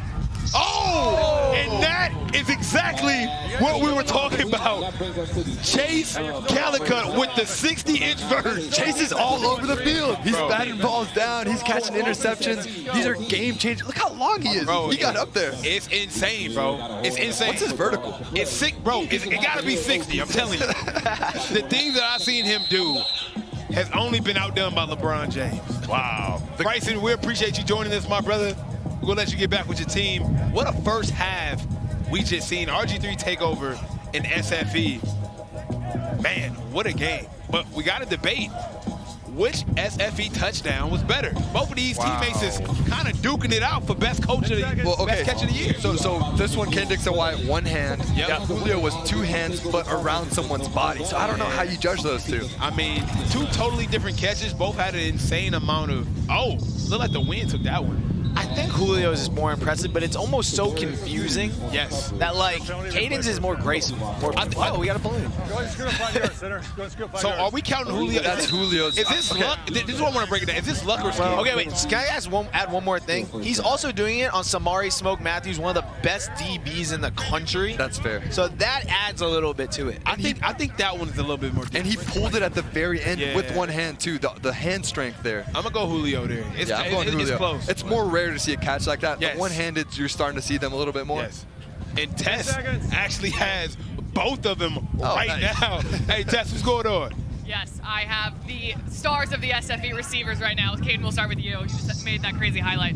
Were you planning on using two hands with that, or did you go up with one? No, it was just last minute. He was kind of just grabbing my left arm, so I couldn't really go up with two, so I just went up with one.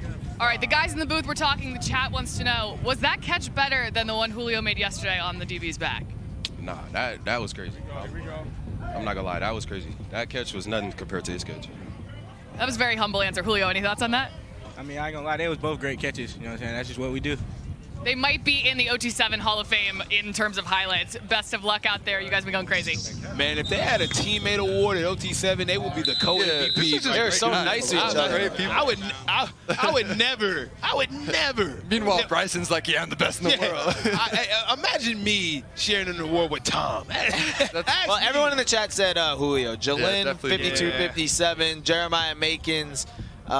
They say Julio. By the way, guys, make sure you subscribe to the channel. We are trying to reach 1 million subscribers, and we're super close, man. Need everybody. If we hit 1 million today, we're buying a car.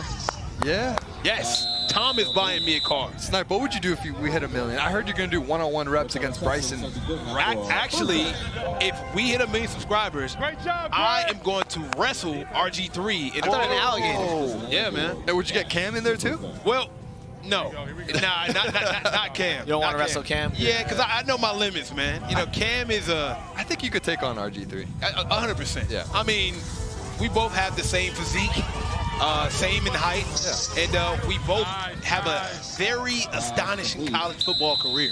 Yeah. Are you talking about yourself still? Yes. I feel like I'm hallucinating. Listen, it's Jacob Jones though. The 4 years I played at a junior college, you put that tape next to anybody. Yeah. Impressive. Okay. That's fair. I got my guy Snipe over RG3. RG3. That's what I'm talking about. Yeah. Yeah, come scrap. Snipe, I just want to see it. 14-year-old Bryson Wright would beat you in basketball right now. That might be true. Hey, look, if he plays with that type of confidence, bro. He plays like a football player. Have you seen his highlights? I would like to see him play for the YNG Dreamers. I'm not gonna lie. I would love to see him. Can we play get him an for the YNG OTE Dreamers. for a tournament? Another touchdown for RG3, and he's doing his best JR impression. He rolled his sleeves up. Oh, he looks great. Hey, hit the arm pump this morning. You know what, fellas? I'm gonna take that back. I don't know if I can take him no more. He must have heard me chatting. Rolled the sleeves up. It worked. The intimidation badge is on Hall of Fame. Hey, but quietly, it's a tie game here. Hey, we were just talking about SFE being unbeatable. Oh, a yard short, so they're going to call that touchdown back. I think I can take RG3 down. I think I can take him. They call the touchdown back. I can take him. I can take him just like that. Just like that. Man, it has been amazing football this entire week. All these divisions, man. Platinum division is amazing. Gold division is amazing. And it's looking like SFE is starting to make everybody believers. Tom, do you believe SFE can win it all this year? They won it last year. Yeah. They won it season 1. They did. Low Pro won season 2. Do I think, look, I think there's 3 teams that are better than everyone else right now. There was 4 before last night. I'll give you 4. I'll give you 4. Yeah, go ahead. I think there are 4 teams that are better than everyone else. You're going to say Low Pro? Of course. You're going to say SFE? Yep. This is how I know Mark Tom's my brother. I know this guy. You're going to say Trillion. Yes. And last, this is the tough one. You're going to say Cali Power.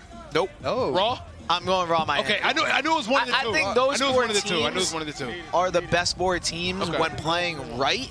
When they're good, they're the best.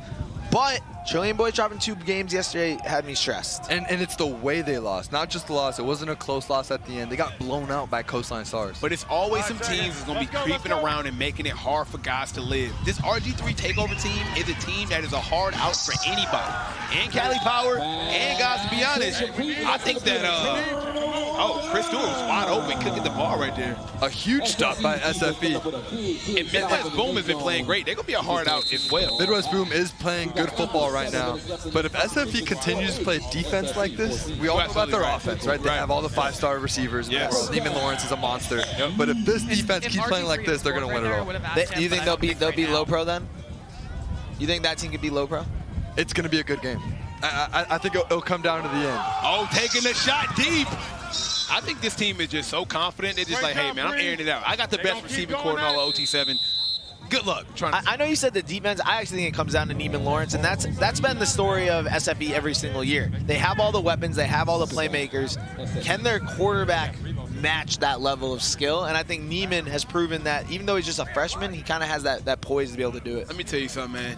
Neiman Lawrence, Neiman Marcus, Neiman Toe. Low Pro and 5. I mean, I've seen enough from Low Pro, man. I think I'm going with Low Pro. Nematode is crazy. Yeah, I mean, hey, producers, mute his mic.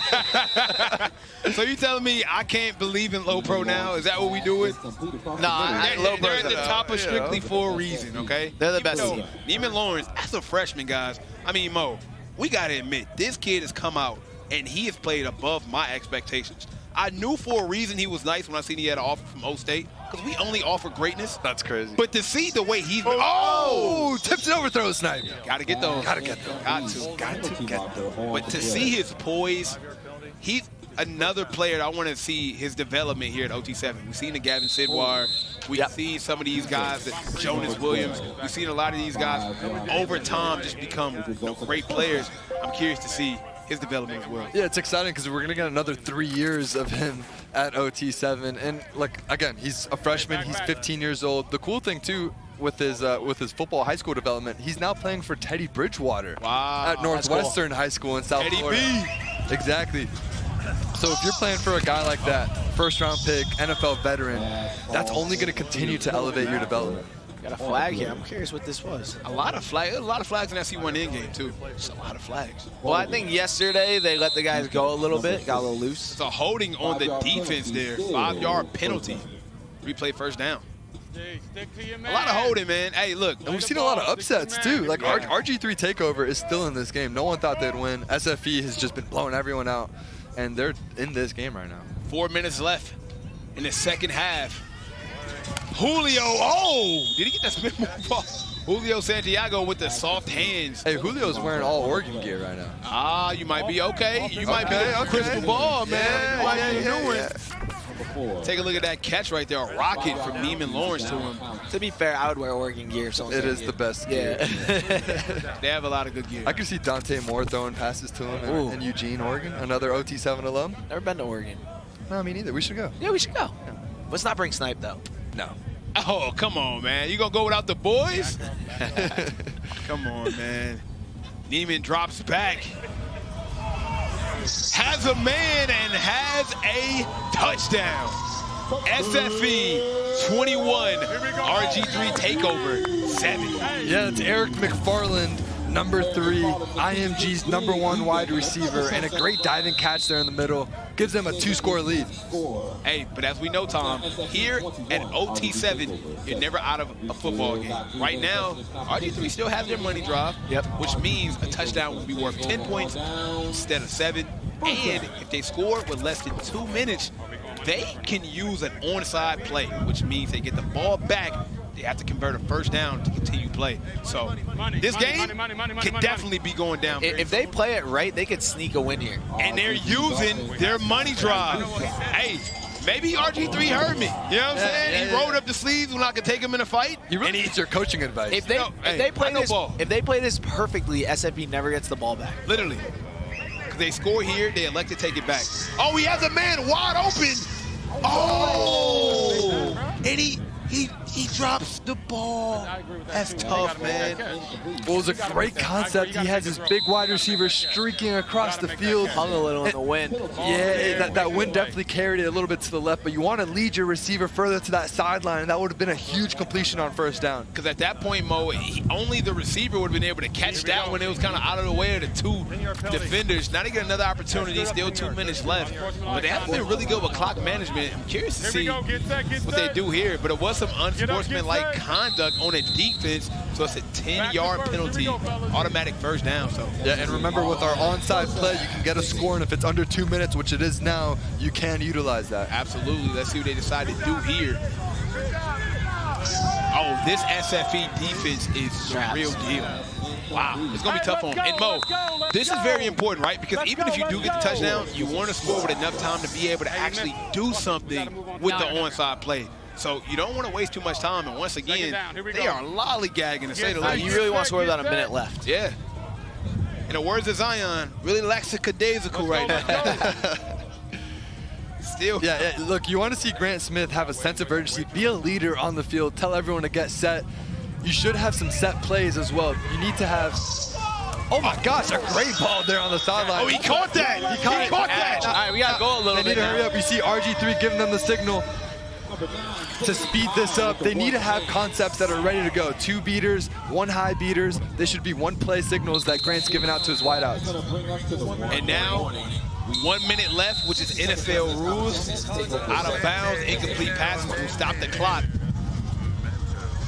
See what he decides to do. Has a man across the middle. Clock's gonna go. Let's go, fellas. Let's go. 50 seconds left on the clock. Tick, tick, tick, tick, tick, tick.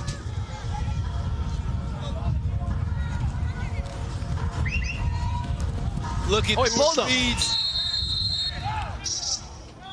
Dead ball, coverage staff on the play. Hurry up, hurry up. Incomplete pass. Are they going to call it incomplete pass? No, they're calling it a sack. A sack on the play. And the clock's going to keep running on that. Man, it's not looking good. Oh, no. Center drops the ball. They're really fumbling. What are we doing? Don't go out like this. Oh, man. So listen. They had everything in their hands. I mean, for crying out. And then you waste it down here with the spike. I don't like that decision. And now it's 4th down. And now it's 4th down. You could have done 2 opportunities. Is this a coaching error here? I mean, with RG3, the Heisman Trophy winner? I don't want to say it, but this is someone messed up. It was looking good, but it got ugly. Okay? It got ugly, man. It got ugly. Got to score here, and then I mean, you got to go for a miracle. Yeah, look, they started this drive with over 2 minutes. And it's over. And now you've got nearly 10 seconds. And that was 4th down. Yeah, that was 4th down. Game over. And guys, RG3 squad, which has now lost 3 games in a row, they find themselves on the outside of the playoff picture looking in, and someone has to ask, is RG3 bad luck? Well, guys, I like him up here in the booth. I tell you that. We had a great time with We did have a good RG3 time with him, NFL yes. Network. They're 3-2 without him, 0-3 with him. Kind of has that Cam Wilder effect. Shout out to Cam Wilder. Hey, man, shout out to that loser.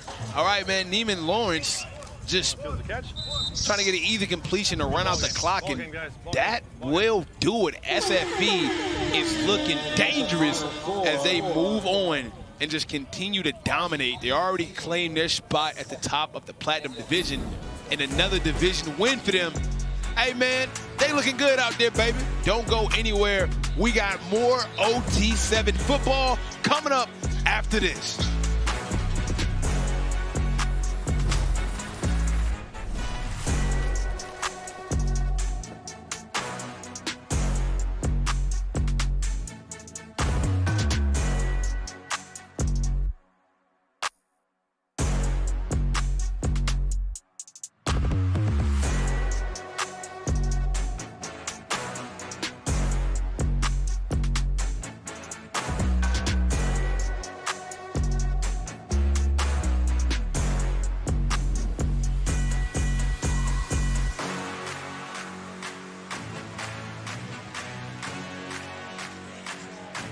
All right, Adam, we might need to start the conversation. Is RG3 bad luck for this RG3 Takeover team? They just took their third straight loss of the weekend, this time to division champ SFE. I mean, this SFE team is really, really hard to beat. Yeah, RG3 needs to learn how to coach a little bit. Great player, can he coach is the question. But SFE, they're not just winning games, they're setting the standard here at OT7. I've been so impressed with Neiman Lawrence, how he's played quarterback. You think about the playmakers, Tristan Keys and Dakota Grant. You got Eric McFarland. There's so many playmakers on this offense, and the defense is elite as well. Yeah, I mean, I was talking to the SFE receivers, and I said, hey, why are you guys still playing the starters? And they're like, we're trying to set records. We're trying to put up 100. So you can definitely feel that energy from this SFE team. So let's take a look at these divisions. SFE has clinched the Platinum Division, Low Pro ahead of the Diamond, and Raw Miami now ahead of the Gold.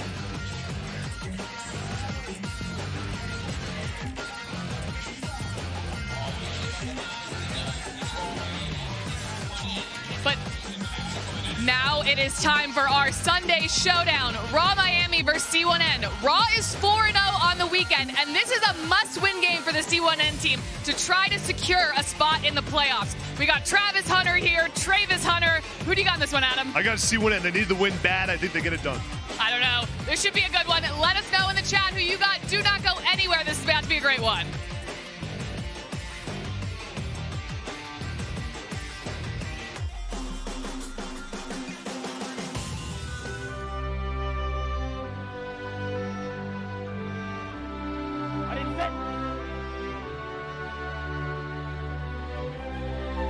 Kieran, what's wrong with you today? You got to get your head in the game. I skipped lunch today, Coach. It's really getting to me. Well, if you just eat this Baja Chipotle turkey footlong from Subway, it'll fuel you all day long.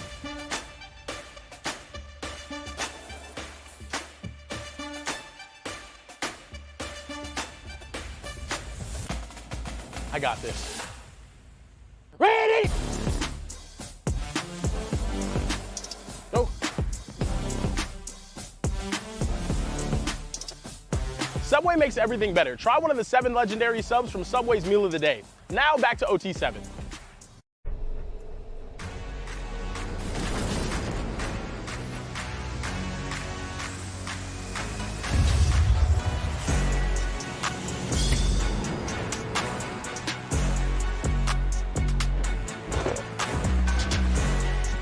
And we back, now. Welcome to Dallas, Texas for OT7 football. It's season 4, and we are better than ever.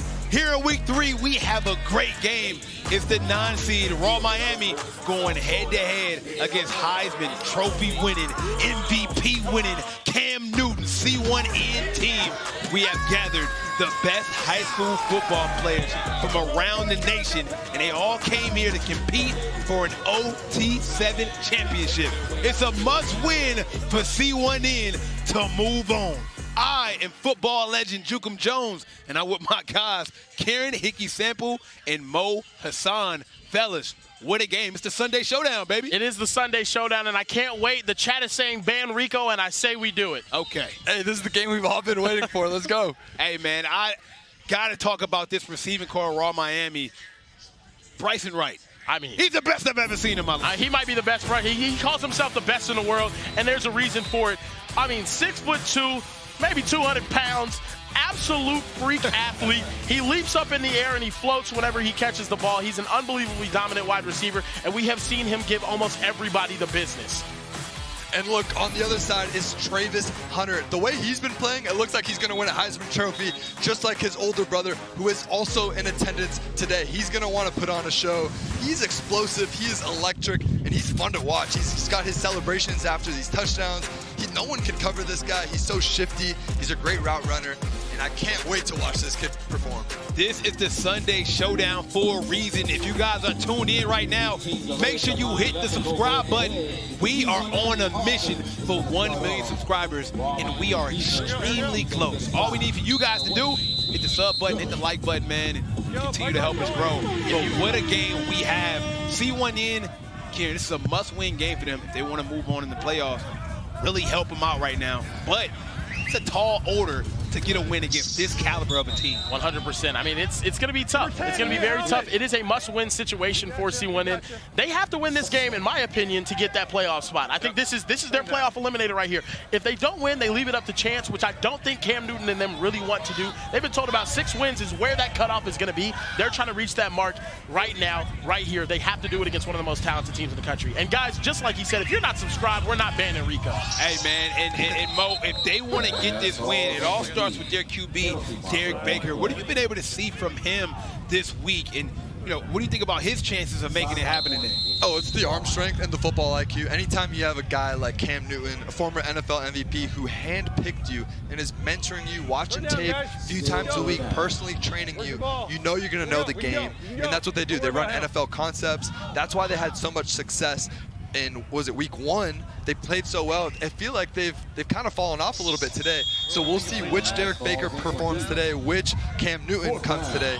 And if they perform at their best, I think they have a chance against Raw. And, I mean, you hit the nail on the head, right? This C1N team is one of the most bizarre because if you look at the rankings, I mean, they're at the top, nearly at the top, but you never know what you're going to get. I mean, one day, they look dominant. And another day, they just look kind of confused, or they kind of have like a lackluster kind of mentality. I mean, let's see how they play in this must-win, Kieran. Yeah, they're 2-2 on the weekend right now. They started off 2-0 to begin the season. They were looking like one of the top teams. And right here, beautiful ball right there from Derek Baker. Oh! Hit Lorenzo Barber, who puts on the brakes and picks up some much-needed yardage. And guys, I mean, this C1N team, they've been so hot and cold. Cam has said time and time again, our defense is making plays, but we're not playing complementary football right now. Whenever the offense is struggling, the defense isn't stepping up as much as they need to. Whenever the defense is struggling, the offense isn't stepping up. And right now, it seems like the offense hasn't been in rhythm, but this is a very promising first drive for them. And there's a completion right there inside the 5. And he's got a touchdown. Oh, gets the touchdown. Huge touchdown right there. Able to set the tone right there for C1N. Great look on the outside route by Derek Baker. Yeah, the ball placement, the timing. He threw that ball before his wide receiver turn. I know Cam is definitely pleased with that. And they always go for the 1-point gamble. Cam is one of the most confident coaches out here, definitely not lacking in that department.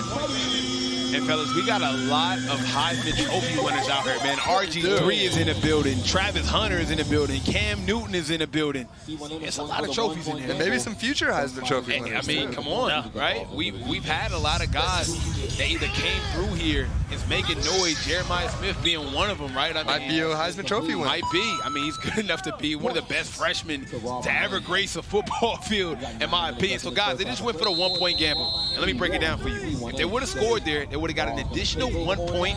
But since they didn't, that 1 point is rewarded to Raw Miami, making the score 7-1 instead of 8-0. What do you make of him going for the 1-point gamble every single time, though?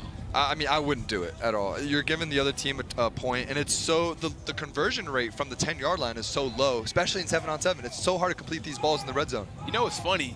I don't think a single team has attempted one the entire season. Outside of Cam. Outside of Cam. Now, he's attempted like 22. And again, we spoke to how they're hot and cold. When they're hot, it works. Yeah. Right, week 1, they were going crazy. They looked like a top 2 or 3 team in all of OT7. Statistically, that no other team had within a 1-point gamble if they were not playing C1N. Big-time team right here, man. Raw Miami is known for their amazing receiving core, and as we mentioned, the guy to look for right now, Bryson Wright, is in the mix. He told us last game, he spent some time with us up here on the broadcast, and he said if he scored, he had a personal, traditional touchdown celebration for TRAYVIS. Oh, I can't wait for that, because we know he's going to score. I mean, and it's well, I don't know, because Madden kind of jinxed himself yesterday. You know what I'm saying? So I don't want to jinx Bryson, man. But if they're going to get a touchdown, I believe in it. Helaman Kasunga has been absolutely balling so far this week. I mean, he's amazing. No, I love what I see from Helaman Kasunga. He has a big, strong arm, and he's got the weapons on the outside, so definitely makes his job a lot easier. Shot downfield, that's Bryson. Right! You got to be kidding me. Right I mean, on the money. Let's see the celebration he decides to do. Maybe he forgot about it. Okay, don't matter. He had reservations for 7. The freshman sensation that we told you guys about. I mean, right on time. Hey, double coverage, triple coverage, doesn't matter. Bryson Wright is down there somewhere. Just throw it up to him. I mean, it's ridiculous. Over 2 people, it just does not matter, brother. Just does not matter. And what a touchdown. He said he's going to get the celly on the second touchdown. I like the forecast. That's right, and Bryson did set the single game receiving touchdown record as a freshman. He is just 14 years old. And so if there's someone who could score multiple, it is him. Absolutely. Derek Baker out. He has a man deep.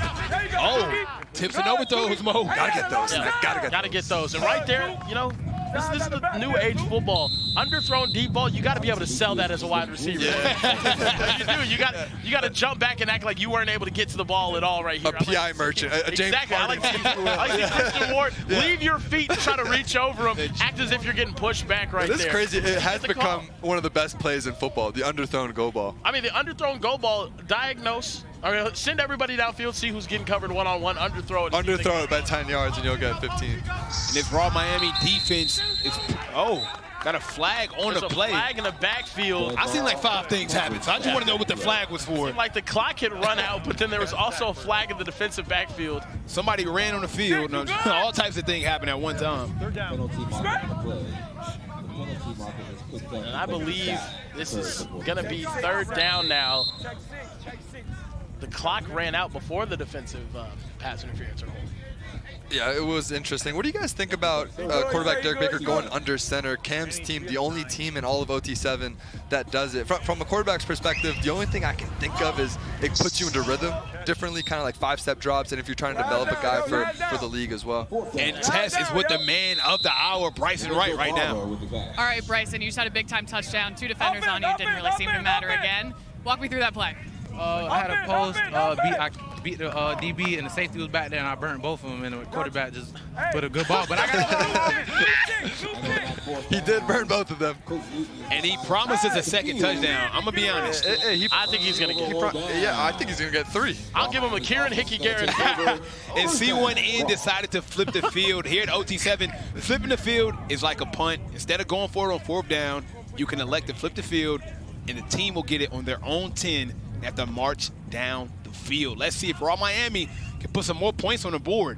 And they're putting 2 on Bryson Wright every time. I mean, yeah, well, we saw they tried that and it didn't work. I mean, amazing ball by Kasunga, right? Only put it where he can get it. But, I mean, don't get it twisted.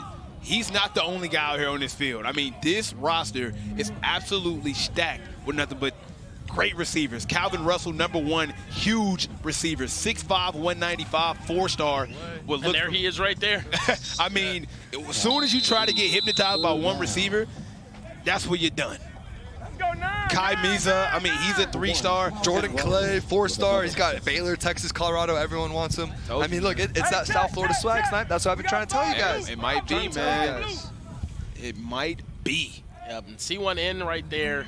Choosing to flip the field. I've never seen that from Cam. I haven't seen that from Cam. On like Cam. a 4th and 9, though, I think that's what was confusing. Yeah. Maybe Cam was being a little bit more strategic in a must-win situation, right? Not wanting to give them field possession. Calvin Russell. And this Raw Miami offense is on fire right now, which is why I don't really agree with the decision. You gotta go for it. Exactly. When we talk about momentum, no one's playing better than Raw Miami. They had a huge victory last night on NFL Network over their rivals, SFE. The two Florida teams going at it got really chippy. That was a really big win for them too. Even this morning, whenever they played up against up against Midwest Boom, yeah, the other hottest team that we've seen, started off 0-3 and they rattled off 4 straight wins.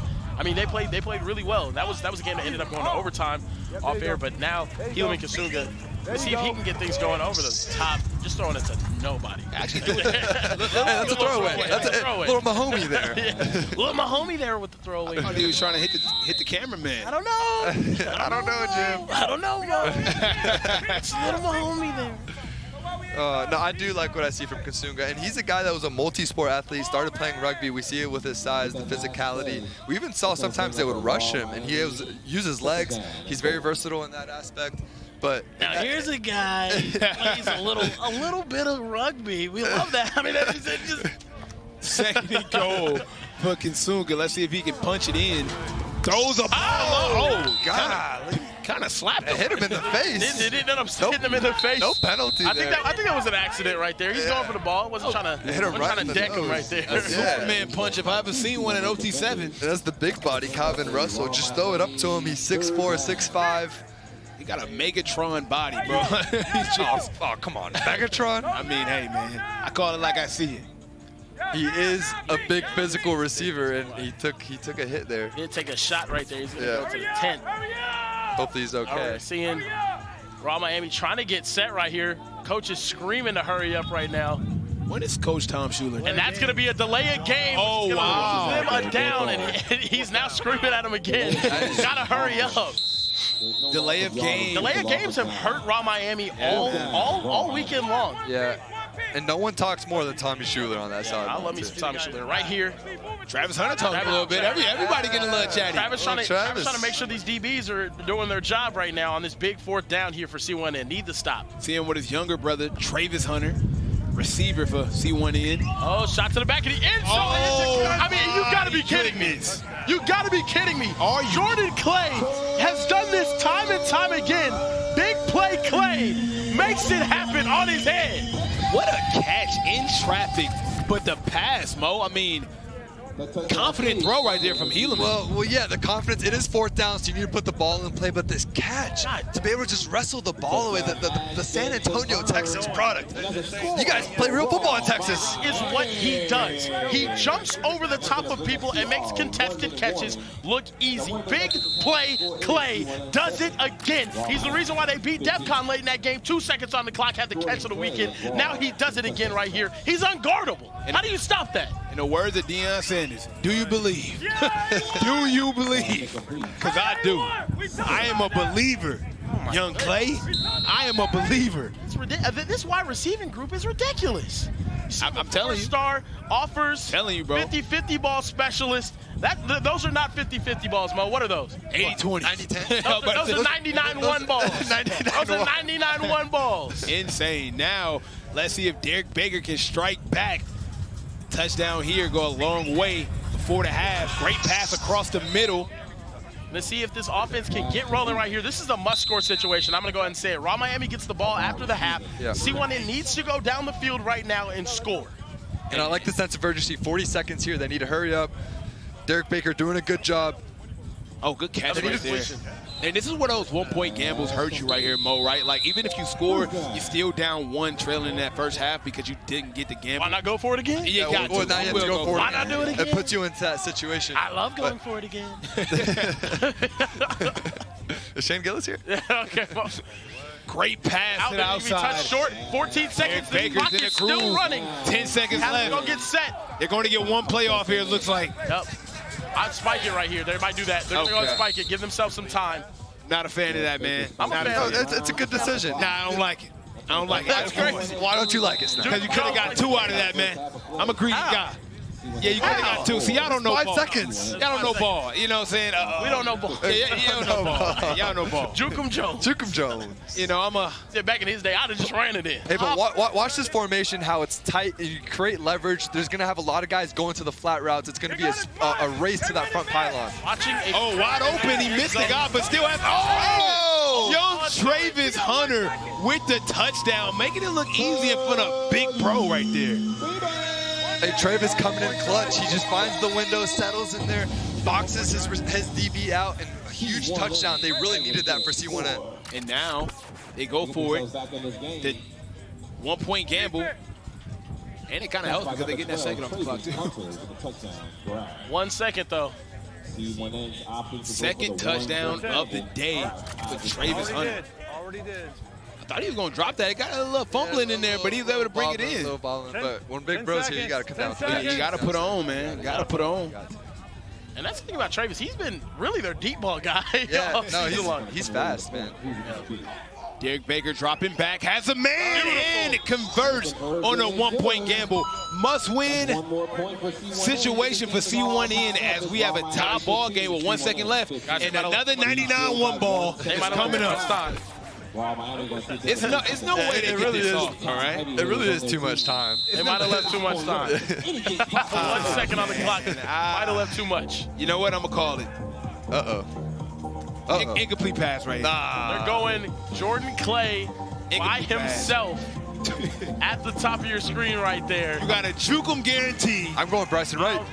You got Bryson Wright lining up on the other side right here. Tell you something, you can't go wrong. Getting downfield. He's going straight to Clay. He's going straight to Clay. Triple coverage. He's going straight. Oh! He's going to stay in bounds. He can return this. Can he run it back? Oh! Gonna be touched from behind. Jordan Clay stayed in the play. That's a great close to the half from C1N, who's had some slow starts, and they go into this half tied right here, and they gotta have it game for C1N, ladies and gentlemen. Jamar Owens with the pick, the 3-star junior out of Douglasville, Georgia. Got offers from Oregon, USC, Texas, and the words of Chris Brown. Give me that. Hey, come to SC. But look, look, C1N with their backs against their wall, they need this win to stay alive, to get into the playoffs. The committee's watching. Everyone's here, wants to know what's going to happen, and they're playing their best football. Has to have a win in this game. 15-15. We got a tie ball game in Dallas, Texas.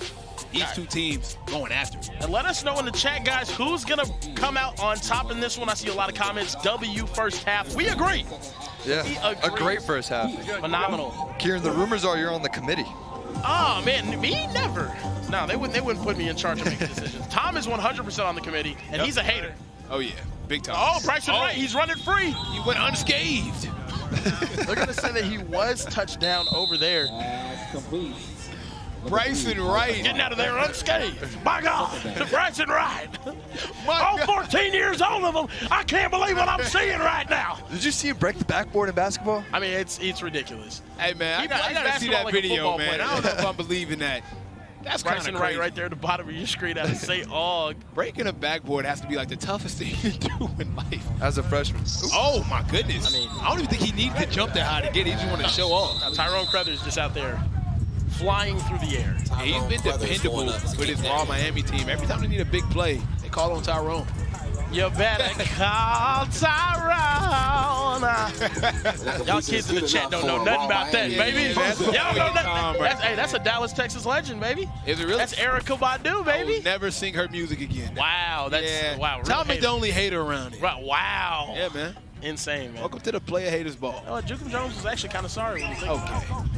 Hey, Jordan Clay. Right there. Jordan Clay. Big play Clay's all over the field for Miami. He's cooking right now. He's he is. He's not just an up ball merchant. He's doing everything underneath when they need him most, and it's yards after catch, too. You saw him explode out of there. Now, can we get back to this hat mode? You said Cam Newton. Yeah. Literally walked up to you and said. No, he did. Well, I want you to. Actually a little bit more than that tonight. Okay. Wow. So he tell you he believed, didn't you? 10. No, not even. But he's told me that in the past. This interaction. It's Booth in here. Got a pretty biased Booth. I mean, I just can't buy this story, man. No, he called me from the side. He said, Mo, you're. Oh, Bryson Wright. Just out of the hands. I was looking forward to the celebration that Snipe wants to see so badly. I mean, curiosity, man. It's a terrible thing when it wanders. I just want to see what he's going to do. What if he I think he's going to go up to him and dance. What if he dunk on him or something like that? Oh, that'd be wow. cool. That'd be fun. Yeah. Nobody's ever dunked on him. Well, I don't know, because Travis got a huge security guard with him, so he might get tackled out of the air if he that would be interesting. Yeah, it would be kind of bad. Yeah. But Bryson could take him. I could take RG3. You've said that? I don't think so. Yeah. I don't. Yeah, I could take him. Kasunga looking. Oh, he dropped it at the end. But what a play on the ball. That's Jamar Owens again. And he's flying through the air right now out of Douglasville, Georgia with 46 offers.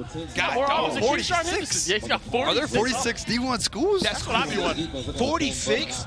You can only go to one. So if you're 47, do you even try? No, it's wraps. It's over. Oh my goodness, he flew right there. He's getting elevated. Hey, I like your game, baby. Keep doing your thing. Mental fourth down here, though, for Miami Raw. Huge. Oh, and a false start right there. Oh. 5 yards back. And that is nasty work right there. That's still fourth down. That's going to move them 5 yards back. C1N's offense running on the field. These mistakes have look great. We've had the delay of games now with the false start. They've been the death of Raw Miami. Guys, I'm gonna be honest with you. They're gonna get this. Yeah. This is Raw Miami we're talking about. What are we talking about? I don't know, man. I don't know. This This C1N defense is playing really good right now. They have Jordan Clay on their team and Bryson Wright. I'm calling it. The other team. Incomplete pass right here, C1N. It's a must-win for them. They're gonna lock in right here. Calling a touchdown. Incomplete pass. If Juke him co-signing, it's good as cash right there, baby. Great defense by C1N. Fellas, I mentioned this earlier. You don't know what C1N you're going to get tonight for the Sunday Showdown. This is the best they've played, I think. And that was Jaden James, the defensive back. Game-saving play potentially. You have to score when you get in the red zone. That's how you win these games in OT7. And the acceleration to break up that ball is unbelievable. Now we get a money drive from C1N. I like the aggressiveness here from Cam. Do it preemptively. Attack! Preemptively! My God! Actually, he's not going. Oh, never mind. He pump faked on us. He wanted the 5 yards. Okay. Yeah. All right. So no preempt. Money drive would have started at 10. This one starts at 15. I'm not even excited about the drive anymore. Yeah, I don't even care anymore. 7 is whatever. Cool. You know, 7 is It's not 10. It ain't good. It's not 10. It's okay. I mean, I actually. No, it is smart. It's a smart decision. They're going to get another possession in this game. Absolutely. Absolutely. I just like the aggressiveness. I'm loving Derek Baker's game right now, man. He had some wonky games, but he's dialed in right now, Mo. Yeah, he's smooth. I haven't seen many incompletions from him. It looks like he's just in rhythm. And there's the jinx. Well, okay. It was a good throw. Great throw right there, just broken up now by the defense. Here. Sharif Jackson with the breakup right there. You know, I like a shot to the end zone right there. Yeah. The wind is picking up kind of crazy right now. I don't know if you take a shot as we speak. Derek Baker out of Fort Lauderdale, Florida. Got offers to Ohio State, Miami. That's when I knew he was nice. When I seen that OC offer creep in, I said, okay. You know, Ryan Day offers you know something. It's the Ohio State, fellas. The Ohio State. The national champion Ohio State. Come on now, baby. The little Buckeyes. Derek Baker looking. Oh, my days. He held on to that. Lorenzo Barber, Tiki Barber, Rondé Barber, Marion Barber. I don't have a barber, need a fade. Doesn't matter. C1N in 5. Hey, man, that's a huge catch and a great analysis right there. How'd you realize so many barbers? Got a lot of them, man. You know, Marion the Barbarian. You need a barber. I do. I desperately need a barber. That's the reason why I have a hat on backwards right now, ladies and gentlemen. Yeah, we got a defensive You might need one as well. No. Cam Newton said I'm his role model when it comes to when it comes to fashion. When it comes to fashion, he said I follow your footsteps. Chief Glaze going on right now. It's a lot of things going on at the booth right now. I don't know if I agree. I don't agree with Those any are his words. Those are his words. Yeah, this guy's hat, man. Yeah, I never heard that. You're fanning out right now, brother. That's a good hat, though. Thank you. You got crocodile skin on. You can't hate on I wrestled the croc. Goal here from C1N. Oh. Got a drop, but there's a flag on this play as well. A lot of flags on this game, man. It's getting a little handsy. More laundry on the field than in my hamper. I like that right there, baby. I ain't mad at that. I ain't mad at that, baby. Yeah. The defensive holding. Once again, hold him Hickey Sample out there, man. Yeah, that's the best defense is holding. Okay. Am I wrong? Yeah. This was a That's game crazy. of poker. penalty. Texas hold him. Go watch the real It's recent not legal. highlights. See how much he holds. He didn't. Top of routes. He held amazing. I really route up Darrell Regis. What are you talking about? Are we, What was your 40 time again at the combine, Karen? Or like remind 40? Me? Yeah. Can you? I just forgot. Can you remind me? I'm a real athlete, y'all. Okay. What was the time? Derek Baker has 8 touchdowns this weekend, guys. How about that? I'd be a mathlete for sure. I can see you on a math team. Mathlete is crazy. I'm horrible at math, but I'm funny. It's debatable. Yeah. Wow, okay, I went to a comedy show for the first time, so now I could actually depict who's funny and who's not. Yeah. And my brother, you don't have it. Oh, wow. Yeah, you gotta have that it factor like Derek Baker did. Yeah, Wow, man. okay. Got you. I try, man. Derek Faker. Chat, be honest, am I funny? I think you're funny, man. They're not gonna say. They're gonna hate. They're gonna hate. Yeah, no. You know, like and subscribe, by the way. How about you guys subscribe? Get us to 1 million. Another TRAYVIS touchdown. TRAYVIS Hunter. With TRAYVIS Hunter as he flexes on Raw Miami, and now Cam is doing a little jaw jacket. I like to see it. It's a must-win situation. They're staying out there. They want to go for a 1-point gamble again. Okay, I don't know. I don't like that move. Yeah. I don't like that move. Just don't have confidence like Cam. Is that what you're saying? You don't believe in your players? Just say it. It's not an easy play, bro. They're going for it. They're gonna do it. Wow. They have Derek Baker at quarterback. This is okay. I'll tell you why. Derek Baker. They have Derek Rose. TRAYVIS Hunter. I'll tell you I'm why. taking Raw Miami. I'll tell you why I don't like going for it right here. Raw Miami still has their money drive. This amount of time, I think they're going to go money drive next drive regardless. Yep. I don't like using this now because you allow them not even have to use their money drive if you don't score right here. You know what I mean? Yeah. So let's see if they can punch it in here. the clock is running down, so this, I mean, if he's trying to get more clock to run down, then sure, but I feel like you're giving yourself less time by going for this as well. 1-point gamble. If they score here, they get an extra point. And he Through the dropped hands. milk. Oh my days. That could turn around and bite him. Now, Raw Miami doesn't even have to go money drive if they want to take the lead. They can just try to score a But you might as well because you don't want to finish the game without using it. Yeah. Right. We had it, though. That was a great pass by Derek Baker. You got to catch that. You got to catch that. It doesn't matter, though. C1N still going to have a chance if they get the ball back to And the C1N defense has been playing lights out as well. Raw's going money drive. Helaman Kasunga. So they are electing to go money drive here. That's a Sonny Gales. Touchdown will be worth 10 points instead of 7. I like Osani Gales right there, number 13. He's kind of in that like from SFE Dakota Garant type role. Yeah. Both some of the top sophomore wide receivers in the country. And he's been doing what he needs to do. He's been ranked Mr. Reliable type situation. Now. Yeah. Number 1 ranked sophomore. Best in the nation. That's in the nation. There's Calvin Russell back on the field. Love to see that right there. Calvin Russell making a play immediately when he steps on the field. Let you know how good this guy is, man. He's a hard cover, man. And I like the idea here from Coach Schuler and this Raw Miami offense. Just take whatever the defense is giving you. I'm going short. I'm nickel and diamond. I'm down the field. I'm doing my thing. You know what I mean? I'm just excited. Kasunga dropping back. Sonny Gales again, the body control, and now they're inside the 10-yard line. And they finished in bounds. This is a textbook drive from Miami Raw. Like you were saying, Kieran. Everything needs to stay in bounds, especially once you get under this 1 minute. Waste as much clock as possible. We'll have to run one more play before this 1 minute warning. And if I'm them, I'm trying to get to like the 1-2 yard line right here. I'm not even trying to score a touchdown. Exactly. You're not in a rush. Some more clock off. Yep. See what they decide to do here. Kasunga in full control right now. 1st and goal. Got 4 opportunities to punch it in. C1N has been playing great in the red zone, though. Let's see if they can get a stop. I'm letting them score right here. Oh, back of the end zone. Oh, is it in? Oh my days! Tyrone Crothers with the backflip. That backflip is crazy. Oh my goodness. That backflip was kind of crazy. Oh my god, he's hype. He's unbelievably hype. What a catch at the back of the end zone. Listen, the catch was cool. You see the backflip? The backflip might have been better than the catch. Oh my days. He didn't even touch the ground after that. He slapped his knees midair, Kieran. He slapped his knees. Oh, he's floating. Imagine slapping your knees. Just happened. Mama, he's flying. Did he get 2 down? What a catch. He's letting everybody know about it right now, too. You better call Tyrone. And fellas, what a game. Think about this. Sunday showdown, must-win situation. C1N with the football. 1 minute left for their lives. Chat, this, in my opinion, is to control their own destiny. If they can score a touchdown on this drive and win this game, I believe they will be in the playoffs at OT7. If they don't, they're leaving it up to chance. Right here, right now, they gotta have it. This is what we love OT7 for. Last game for C1N in this season 4 regular season right here. And it's all about clock management right here, Mo. Oh!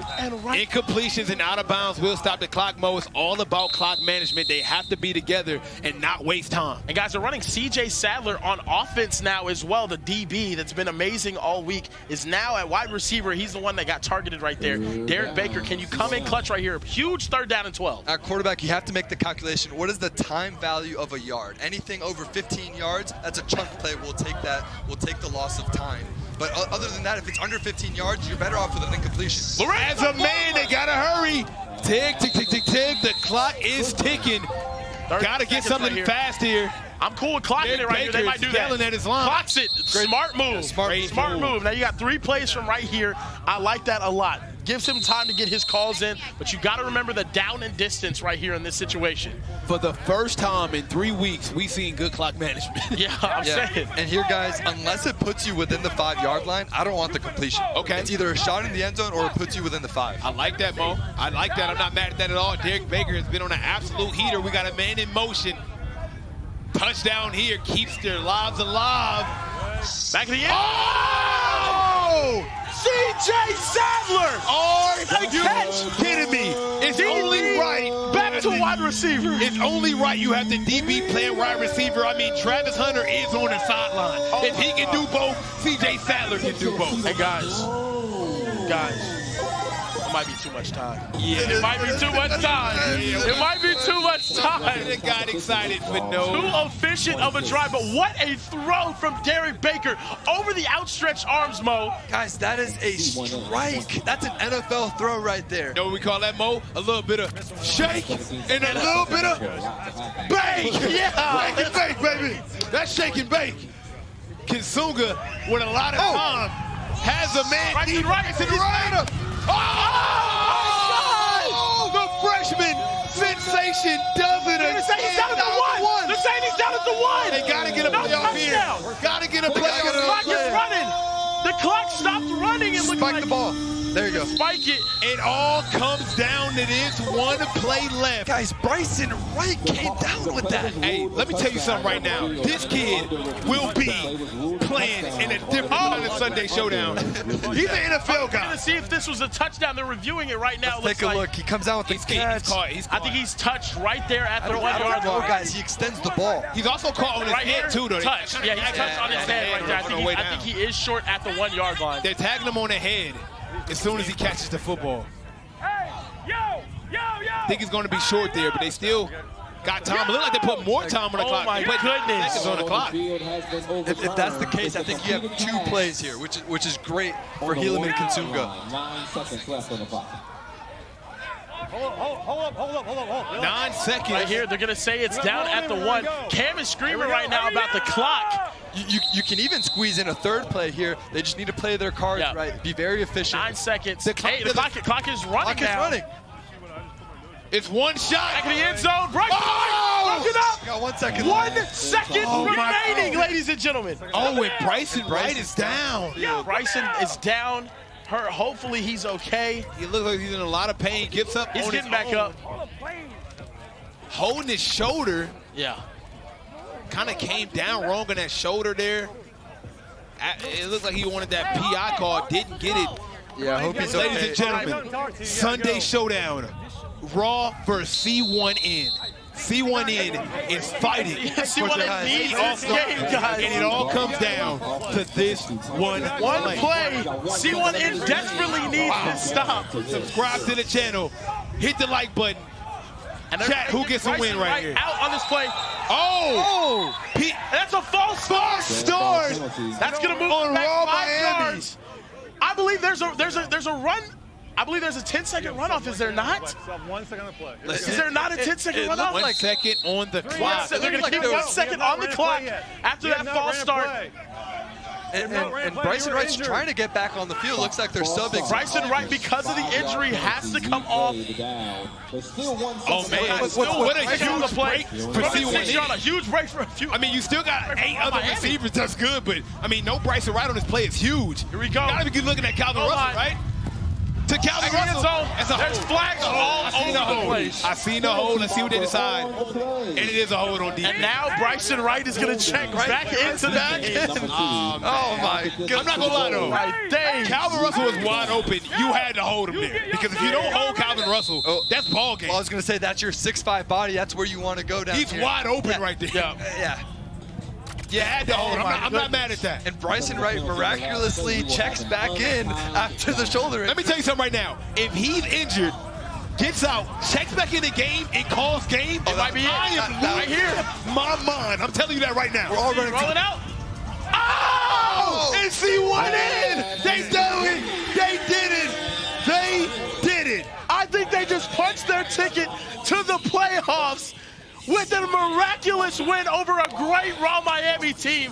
What a performance from Cam Newton, C1N, to get to 6 wins, which we believe is the threshold for the playoff. Oh my goodness, what a game. I've been waiting to say this for a minute. Superman is in the building. Cam Newton, C1N team, with an amazing victory over Raw Miami at the buzzer. Right through Calvin Russell's hands, Snipe. Oh my goodness. We couldn't have asked for a better game for a Sunday showdown. C1N lives another day. What a game from Raw Miami. I mean, are you kidding me? OT7, is this not the best football in the nation? Whew.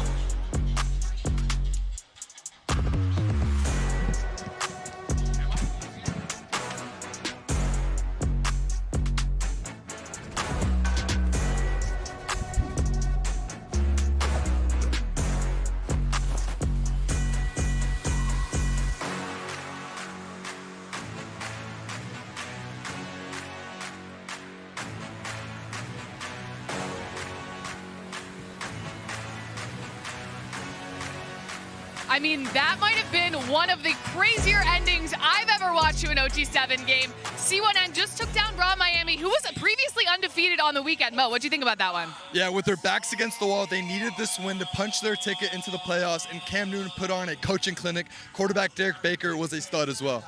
CJ Sadler with the late touchdown. Derek Baker looked great today. 6 touchdowns, 3 of them being to TRAYVIS Hunter.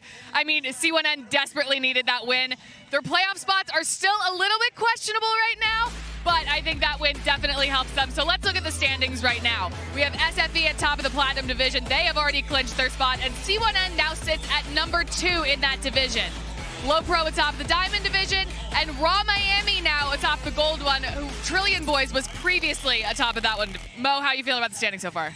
I mean, it is what it is. I think Trillion Boys has a lot to prove because they've fallen off with 2 losses here. They came out 5-0 in the previous week. I want to see how quarterback Ryan Rakowski responds. Yeah, I definitely think the Gold is a super tight race. Low Pro, I think, is far and away the top of the Diamond Division, but I think anyone can come home with the Gold. That's right, and City Reapers is looking really good as well with one of the top defenses and a great quarterback in CJ Cypher.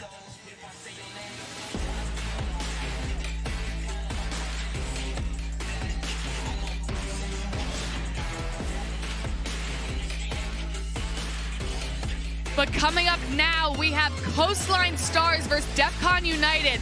And Defcon looked like a team revived this morning. And Coastline has a really great defense. They shut down Trillion Boys. I think this is going to be a crazy good matchup. Mo, who you got? I'm going Coastline Stars, especially what I saw from them last night with the upset victory. All right, we'll have to see. Let us know who you got in the chat.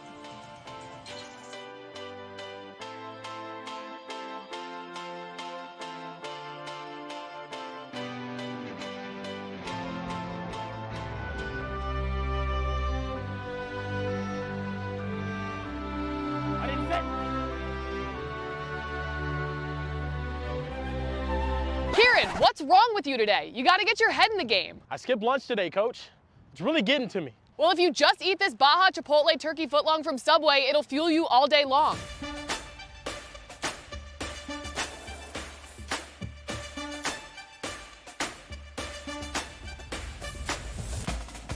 I got this. Ready? Go. Subway makes everything better. Try one of the 7 legendary subs from Subway's Meal of the Day. Now back to OT7.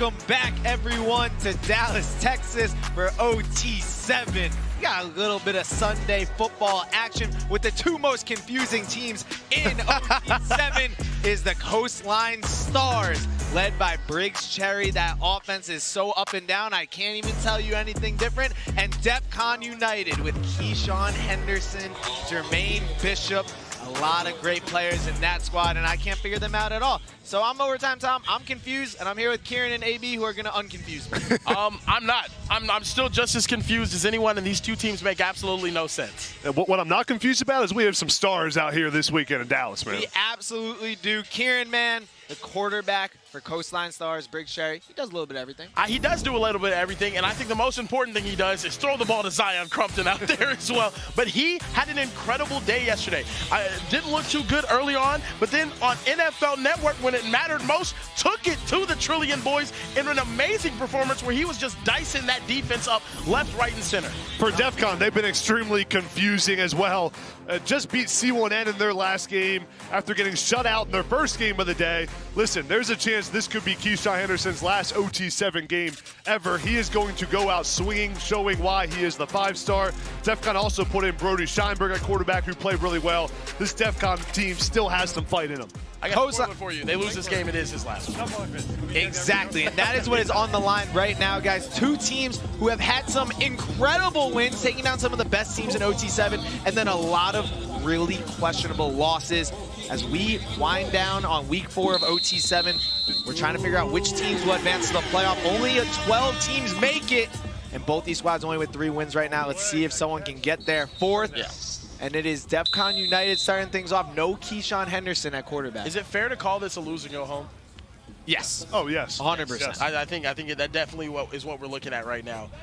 I mean, both of these teams, though, have gotten victories over teams they had no business beating. You know, I'll tell you what, it seemed like. Kieran, Brody Scheinberg looked pretty good in this last game. We saw him at quarterback, came in, gave this Defcon offense some life, made good decisions. Yeah, give him a jolt. Sometimes when you need a momentum shift, the best thing to do is put in a new quarterback. Yep, and they're running with the same receiving pairing that they ran in that game, though, as well. Big body guys that weren't really playing early on. The Denarius Gray, Larry Miles type guys, they're not on the field right now. Is that a hot dog on the field? Yeah, there is a whole hot dog on the field right now. I like hot dogs.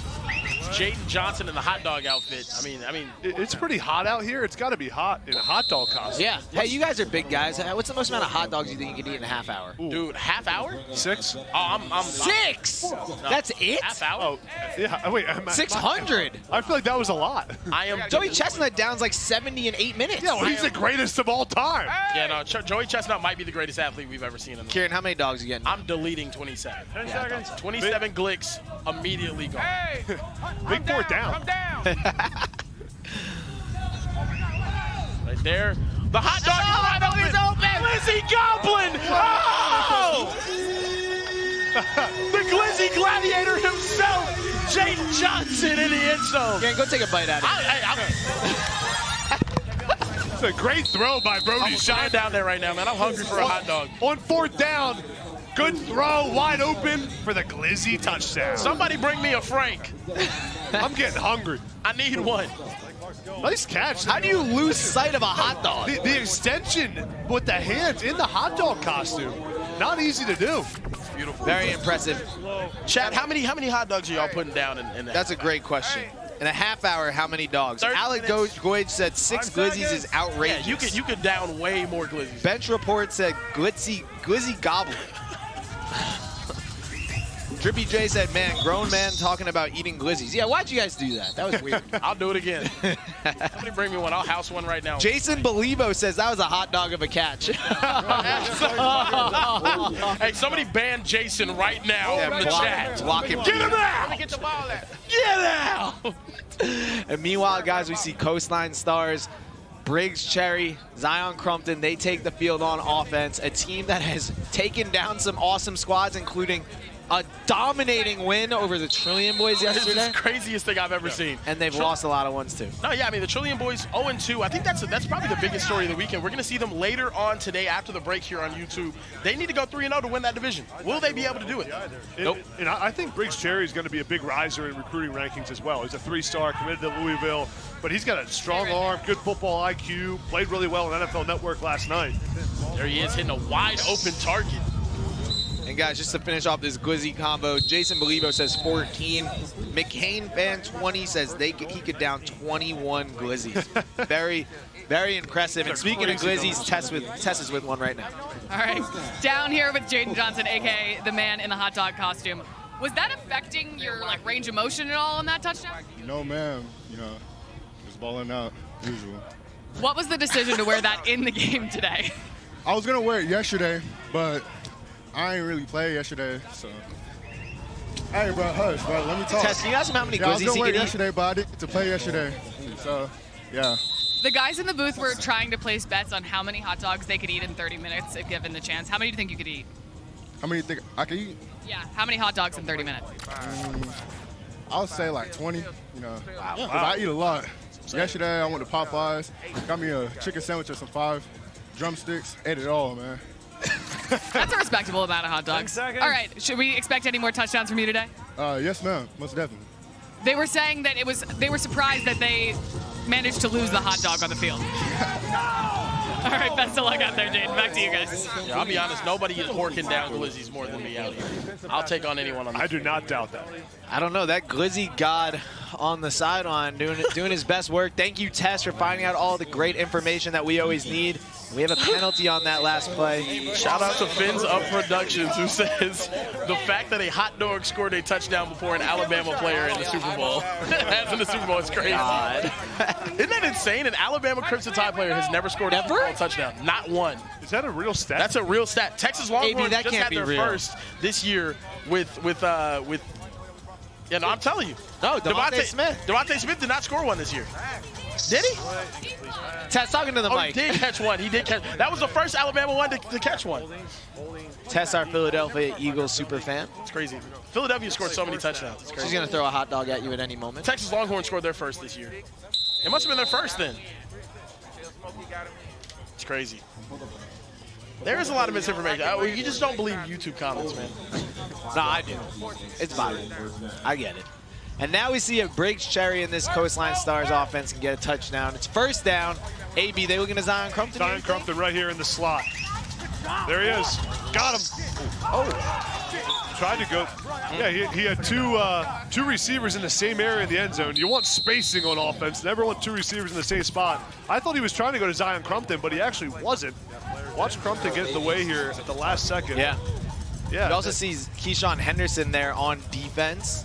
Yeah, Smitty definitely did score. Now I don't remember. Yeah. No, you were right. Screw it. I should stick to it, man. Yeah. Y'all can't prove me wrong. Yeah, everyone in the comment section is saying Like on my head. Right yeah, they're destroying.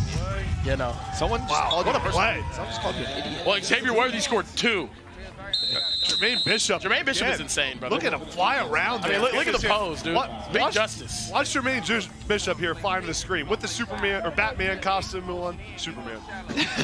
I'm not gonna lie to you. That's the best costume game we've seen. We have Batman out there. We have Spider-Man out there. We had a hot dog out here. Keyshawn Henderson with the raccoon hat. I want to see Batman line up on Spider-Man. Put Zion Crumpton out there with Batman and see who's better, Marvel or DC, like right now. I'm a Batman guy on the myself. field. Oh, here we go. They're one-on-one. Oh, he's not looking that way. That's a pick. Oh, he's gonna crit this. Briggs, please. No, he got him. And he touched him. Oh my goodness. What was Briggs Cherry looking at there? I don't know. He was thinking about Batman and Spider-Man. Yeah, I think the costumes though. I think he saw that hot dog and he got really hot. Kieran, you can't throw it late across the field in the red zone on the goal line. The one thing you can't do. Yeah. Devontae Anderson for Defcon with the big play, but it was given to him. Does he touch him? Cherry touch him? Ooh, no, he did not. I don't believe he did touch him. If he didn't, he ran all the way to the end zone. If he didn't touch him, Briggs is the best liar ever, because Briggs convinced me with his reaction. We're gonna see. Yeah, Briggs was yelling. They're gonna give it to him. We're gonna say that Briggs touched him. Let's see right here. Do you see any shirt movement? No, doesn't matter because we're already snapping the ball. And right there, one play, intercepted right back. These teams make absolutely no sense, Chad. Chad, I'll be honest, these are the most confusing teams. Kieran, what just happened? I don't know what's happening. This is, it doesn't make sense. I think both of these teams could beat Low Pro on a good day. And I think both of these teams could also get absolutely run out of the building by like a terrible team. By us. Like, I think the overtime talent team would go crazy. It appears we deleted it, but someone said that Kieran could down 50 dogs in 3 seconds if he needed. Wow. Yeah. I'll be honest with you. Depends on how motivated I am. 10 seconds. Yeah, it looks like we blocked slowly from the chat. Shout out to him for saying that. We blocked him after that? That's what it looks like. Oh, good throw there. Good throw by Briggs Cherry. Let's see how he bounces back here after the interception. Hey, free Flowly, man. Free. Numero uno said bye slowly. Which I really need a hot dog, man. Oh. Yeah, you know what I've been thinking about for all 3 weeks we've been here? What is that truck across the street? What food is in there? No, that's a cone of ice. So like that's like shaved ice. Oh, shaved ice truck. You want to go there during our break? Yeah, for sure. Yeah. I'd be interested. It'd be a good time. Briggs Cherry right here trying to operate this offense that makes no sense, and that's a catch that makes no sense. And that is a touchdown. Wow. We're going positive. We're rolling the positive, Charlie. Samarian Wingo catches it, punches it in. Samarian Wingo, unbelievably talented wide receiver. We saw him with Toa last year. Yep. He missed out first weekend with Coastline. Now here back again, and he's making play after play. And they need to win this game. This is a must-win situation for both of these teams to keep their chances of making the playoffs alive. Will either of them? I don't know. Tom, you're a hater and you're on the committee. What do you think? I like to think that if whoever wins this game is still in contention, but it's not looking good for you. It's not looking good. So you're saying there's a chance? Well, they've just beaten some really good teams. Like Coastline has an impressive resume as we check out the playoffs. And we check out all the standings right now. Obviously, if you look in that Platinum division, you see Coastline and Defcon United with some of the not great records, but honestly, that's across the board. If you get rid of SFE, Low Pro, every other team is around that 500 mark. We like to think that 6 wins probably punches you in, but you're going to see some teams with 4 or 5 wins that might make it as well. Yeah. You know what the team average of record is? No. It's 500. Yeah. It's always going to be a 500. Outside of the top like 4 or 5 teams that we just saw, the SFPs, the Low Pros, the Trillion, the Raw, who's the team who you're like, they might sneak up and win? If they get in, they're going to be dangerous. I think Cali Power can play with any team whenever they're on. Yep. I think when you're looking at other teams that can perform, I think Tucson Turf, we're going to see them again next weekend. I think they can perform as well. I think they can get to a point where they're really giving people issues, and they kind of had an up and down first weekend, but I expect them to come back and play a whole lot better. C1N still, I believe in them. Whenever they come out and they actually execute the way that we saw that last game, they can play with the best teams here.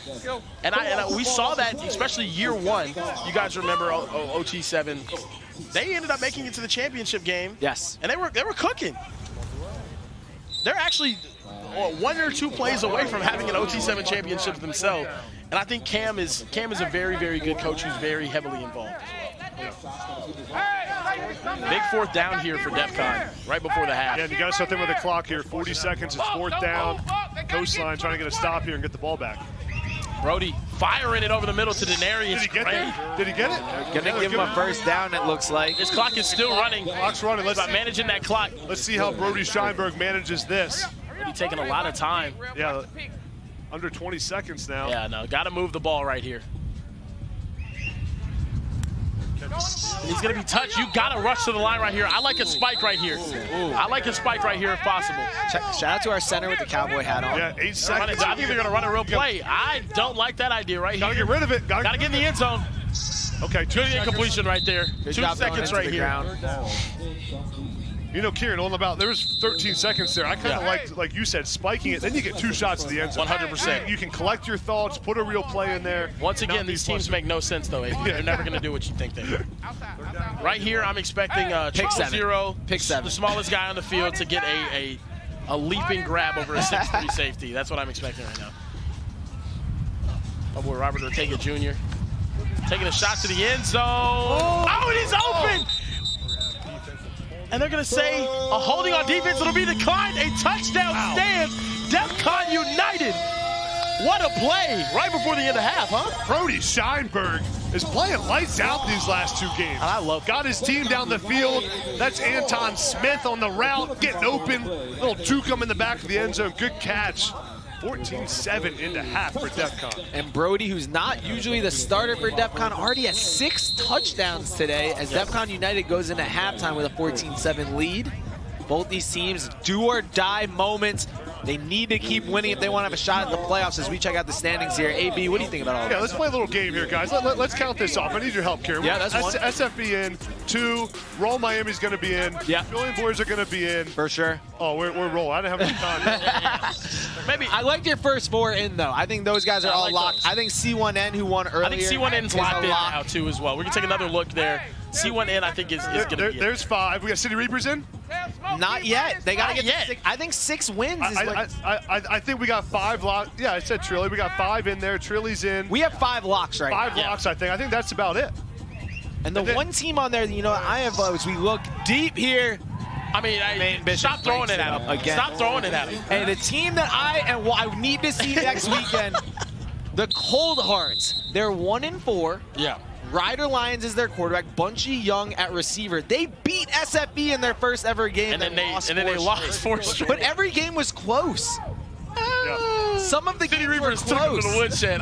Look, I think they have the talent to perform out there and do well. I think they go 4-1 next weekend and punch a ticket to the playoffs. And I think the crazy thing is, guys, 11 playoff spots. We only could come up with 4 locks right there, maybe 5. Just shows how wide open this thing is and how every game right now matters. Defcon sitting at 3-6 may not be completely out of it if they win this game. Do they have to go 4-1 or better to punch a ticket to the playoff? Because if they go 3-2, you're finishing with a 4-6 record. I think Ryder Lyons carries a lot of weight with the committee. I think he does. And I think the Cold Hearts, as an excitement factor, and you being the committee, are in good shape. But look, their resume having beaten SFB, our first division winner ever. I agree. If they go out there, you can say that they just had a bad couple of games. I mean, they beat SFB. Who's to say they can't beat Low Pro? Who's to say they can't beat the Kansas City Chiefs? Who's to say that Ryder Lions can't be the MVP of OT7? Wow. I'm not gonna lie. I've been accused of glazing some of the players here. You right now with Ryder Lions is ridiculous. that might be the worst. I can't forget about Bunchy Young also. Bunchy. The star power for the Cold Hearts is the dream team. The dream team. They are the dream team. Yeah. Way better than the OTE Tom, you need to coach it, Craig. You need to go down there and coach them next time they're out here. The OTE Cold Hearts team, they went on a run to end the year, and I think the football squad will do the same. Oh, we had them. I'm not going to lie, similar records for the Cold Hearts to start the season. Well, the Cold Hearts basketball team, they started the year 0-8 before finally winning a game. They went on a 3-game winning streak at one point. There you go. They were terrible. They ended up getting the upset win in the playoffs, though. Yeah. And then got absolutely just destroyed by the YG. Yeah. So.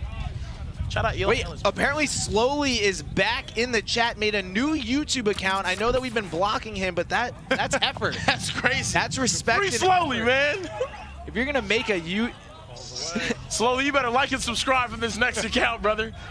Make another one and like and subscribe.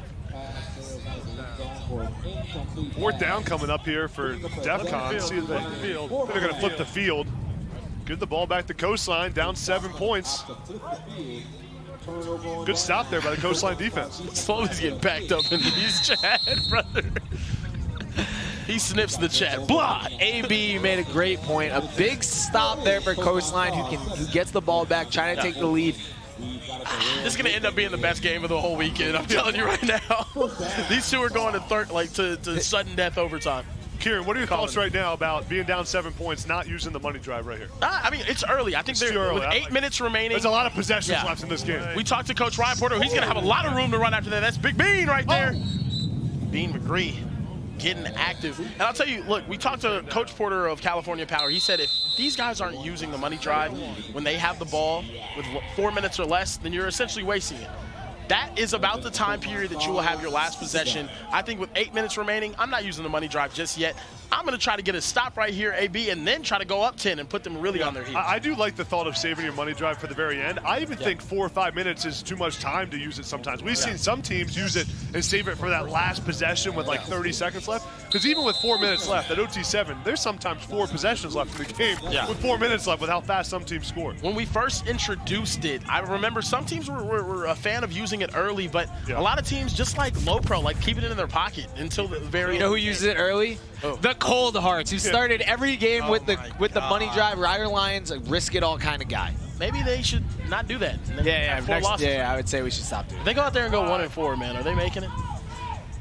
Anyways, look, some teams have conflicts with the playoffs, so I don't know if we might need to bring a team. Oh, okay, I got you. Yeah, I got you. I want to hear the committee I need committee content. Honestly, I want the cameras on. I want them mic'd up. It's gonna be like the college football playoff committee, where they're all just in a room making horrid decisions to put Penn State on overtime. Hunter, overtime Tom, overtime Mark, overtime folks. Everyone in a room. Yeah. I want to hear what they have to say. Exactly.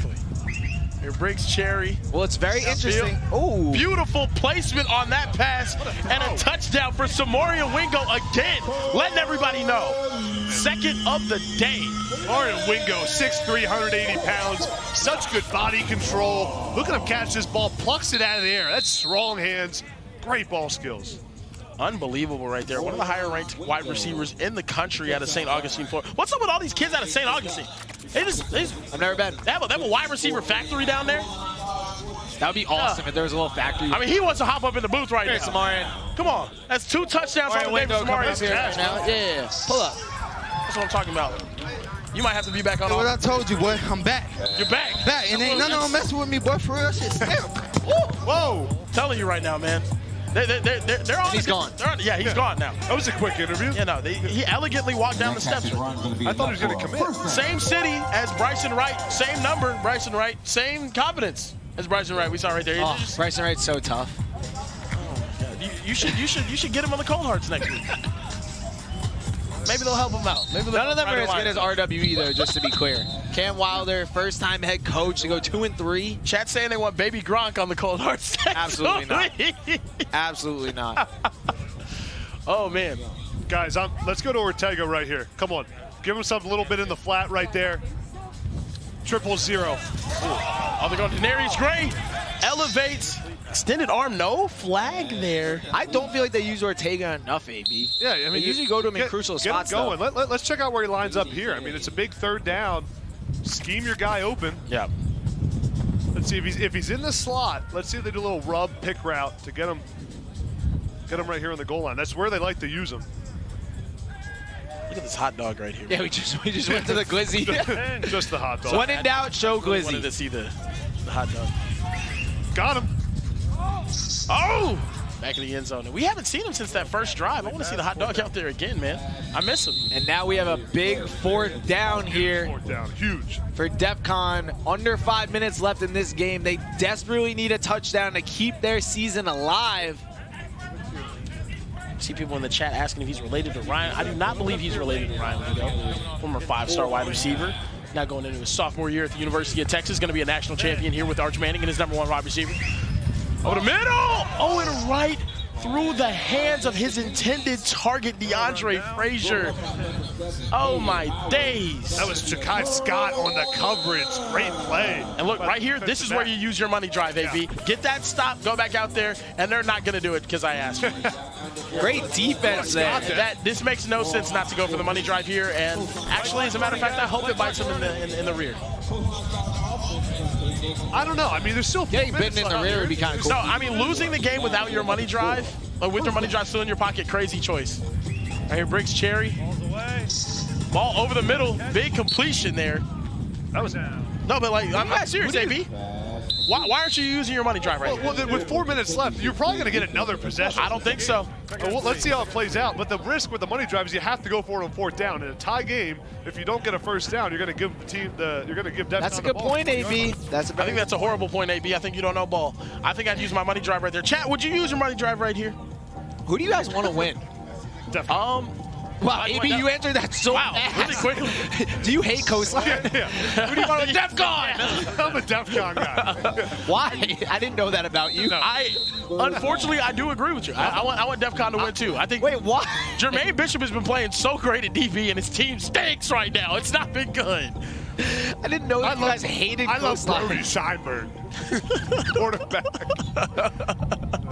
Brody no is cooking. idea. I thought we were just up here calling a clean game. Nope. How about Keyshawn Henderson right there playing some safety? Yep. See if he makes a play here. Fly around, Keyshawn. Ooh. Big completion right there, and that's going to be a first down. And look at the clock right now, AB. This is why I used the money drive last. This drive is going to take them under 2 minutes. I'm 1,000% sure of it. Let's see how it goes, Kieran. Come on. I'm telling you. The Kieran School of Clock Management. Yeah, the chat is saying yes, they would want to use the money drive there. You only read a couple comments. The chat has no. No, the chat. No, look, you scroll. You say yeah, heck yeah. Right here, Briggs Cherry looking back in the end zone, wide open, and that's a touchdown. My Coastline stars. Those are my Coastline stars. All right. Well, they go down the field and lose right here. That was Greg Wilfred, the wide receiver, just running across the field. Watch Greg right here. He's one-on-one with this DB. Going to stair-step him, hit the back of the end zone. Watch the route.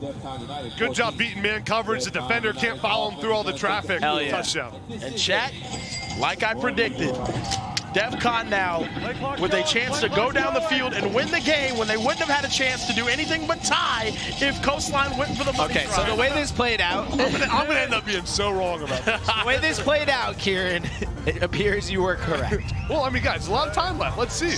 Because what could happen here is if Score too fast. If Defcon scores too fast, money drive. They're gonna lose, brother. I'm so sorry. They're gonna. Come on. You're just happy that they did it because you want Defcon to win, baby. That's why.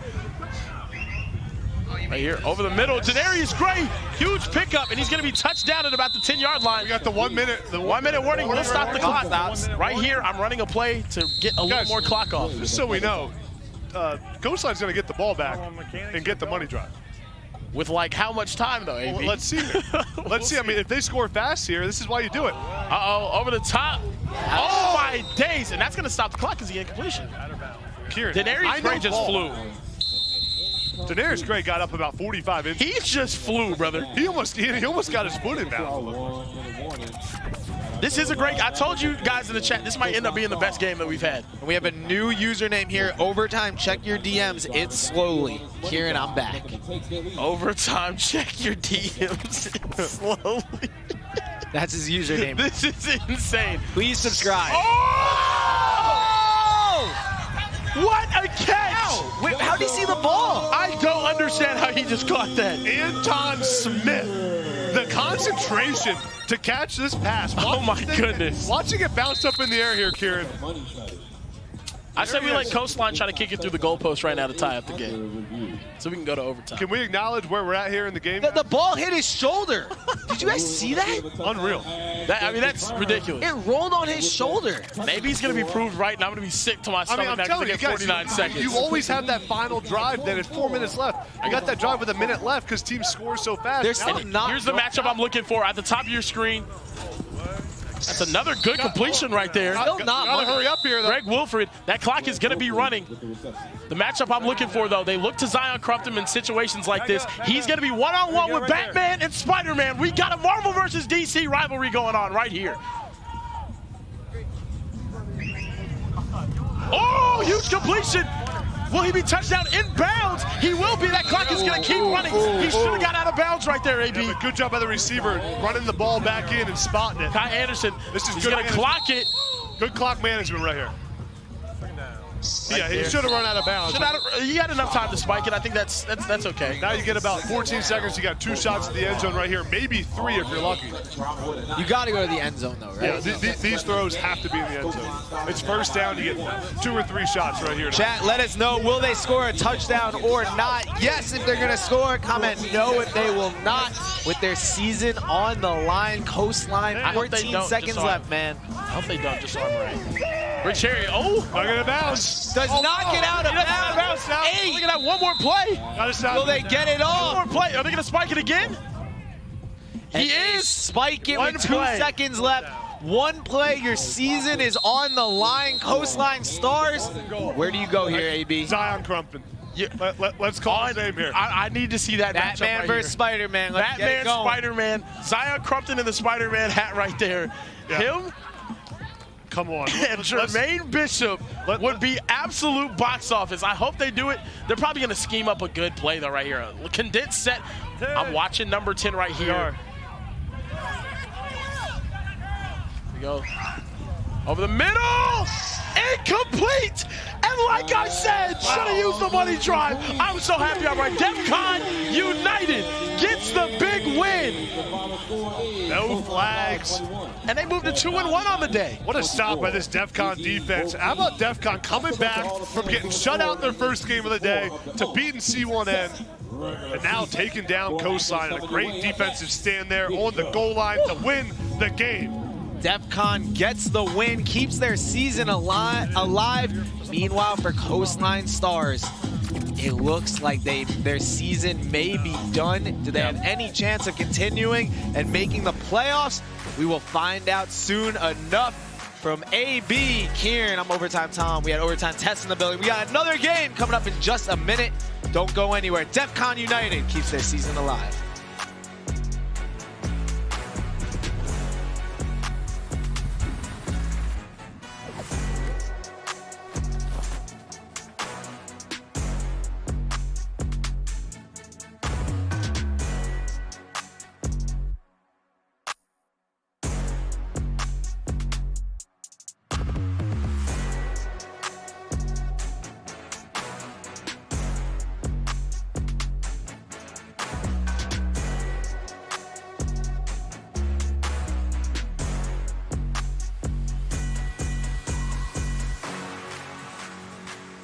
I mean, what a big defensive stop to potentially keep Defcon United's playoff hopes alive. They just took down Coastline Stars 24-21. Mo, what do you think about the game? That was an insane game. Reports of Defcon's demise were premature. These guys came back. Brody Scheinberg, 7 touchdowns on the day. He looked like a stud coming off the bench. He was so accurate and poised, keeping their playoff chances alive. I mean, look at some of these throws he's made. That catch was unbelievable. I do not how he was even able to track that ball. That was crazy. But now we got to look at our standings. Again, SFE has already clinched the Platinum Division and has an automatic bid to the OT7 playoffs. C1N right behind them. And Defcon United is now 4th in the Platinum Division. Low Pros atop of the Diamond, and fighting for the top spot in the Gold, we have Raw Miami and the Trillion Boys, and another super tight race. Yeah, no, that's right. We have RG3 Takeover about to take on the field. They're 3-5. It feels like this is a must-win for them. We'll see what happens. I can't wait to...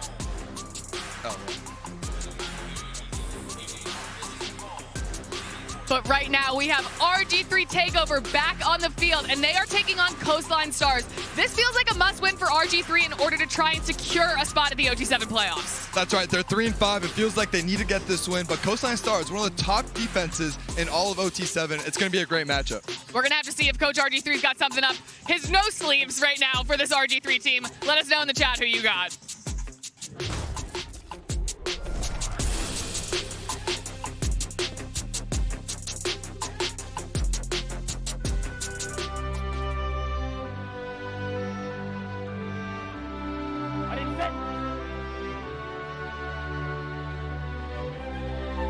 Kieran, what's wrong with you today? You got to get your head in the game. I skipped lunch today, Coach. It's really getting to me. Well, if you just eat this Baja Chipotle turkey footlong from Subway, it'll fuel you all day long.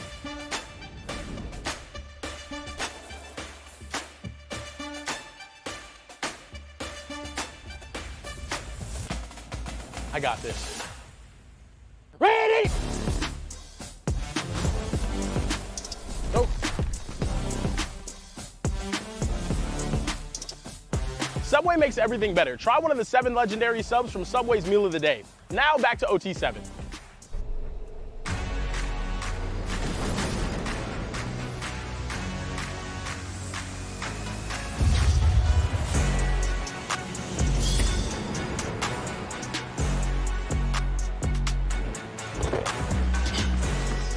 Hello, everyone. everybody? Welcome. What is that? That looks like a beautiful place behind that little Dallas, Texas. We are in Dallas, home of OT7 Season 4.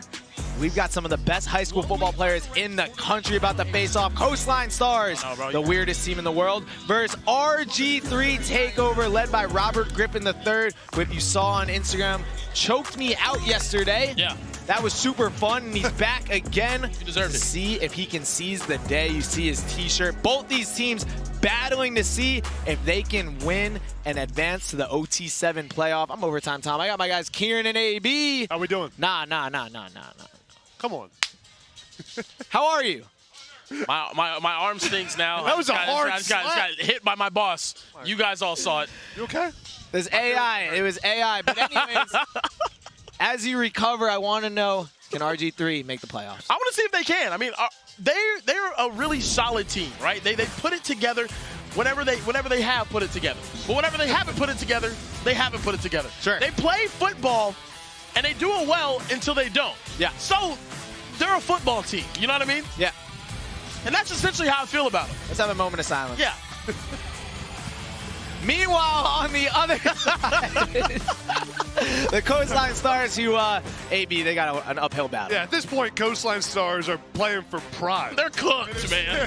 But listen, they suck right They now. freaking stink, guys. It's all about pride. And Briggs Cherry's got to be the one to bring them out of the darkness right now. Listen, if Coastline's going to finish strong, it's going to be because Briggs Cherry has a big day. They looked good last night. NFL Network beat Trillion Boys. Yep. Now they got to show what they're made of against RG3 Takeover. And you know what? If I've learned anything about Coastline, they will win this game. Right, with their backs against the wall. They're trash. Not much to play for. Everyone in the chat, put an L for Kieran. Everyone throw an L in the chat right now. This game is about to kick off. We've got RG3 Takeover starting with The Rock. And Kieran has said if RG3 loses, he will fight Robert Griffin III. I'll go down there and squabble him right now. There's Chris Stewart, the greatest wide receiver in the country, the Texas Longhorns. Just decommitted from Texas. Number 5. 5-yard penalty. That's not true. That's not true. Wait, what? That's definitely not true. No, Chris Stewart. Breaking news. No. Chris, I'm just kidding. I'm just messing around. I was concerned for a Kieran second. was about to tear up. I know. I was really about to cry. Wow, look at all the L's in the Worst chat. receiver in the country. That's crazy. All the L's for me. There's one person spamming a little too much. I see you. Oh. There really is. Not gonna lie, Shout out to everyone in the chat. Let us know who do you think is going to win, RG3 or Coastline. And guys, the big thing that we've been talking about here, will either of these teams make the OT7 playoff? RG3 Takeover is a team that I am looking at that I am confused by, because in their first weekend of play last week, they went 3-2. Looked super solid, did a lot of great things. And now this weekend, they're 0-3, making us wonder if RG3 is bad luck. He might actually be the bad luck. That's a pick, and that's because of RG3 right there. Man, that was Davis Ruth looking over the middle of the field, and what an interception there from Jamin Theodore. That was a great play by Theodore. Yeah. See number 20 coming the screen here, just reading this out, jumping the football. Good hands by the defensive back. Going the other way for Coastline. Theodore Roosevelt, great birder. What a name. Phenomenal. He loved birds. Theodore. Yeah. You know, Theodore Roosevelt was the last person to see a species of pigeon. Back up. We're way up there. Bro, what the hell are you talking about? Sometimes you just say things. A what? A pigeon? I've been thinking about that hot dog since I saw him score a touchdown. I've been thinking about eating a pigeon. Have you ever had pigeon? No. Is pigeon good? No. What's the pigeon is weirdest thing you've ever eaten? Chat, what's the weirdest thing you've ever eaten? Gosh almighty. That was crazy. Let's take care of the football here. I'm about to have a heart attack. Wow. Oh, man. These two teams stink. Am I right, guys?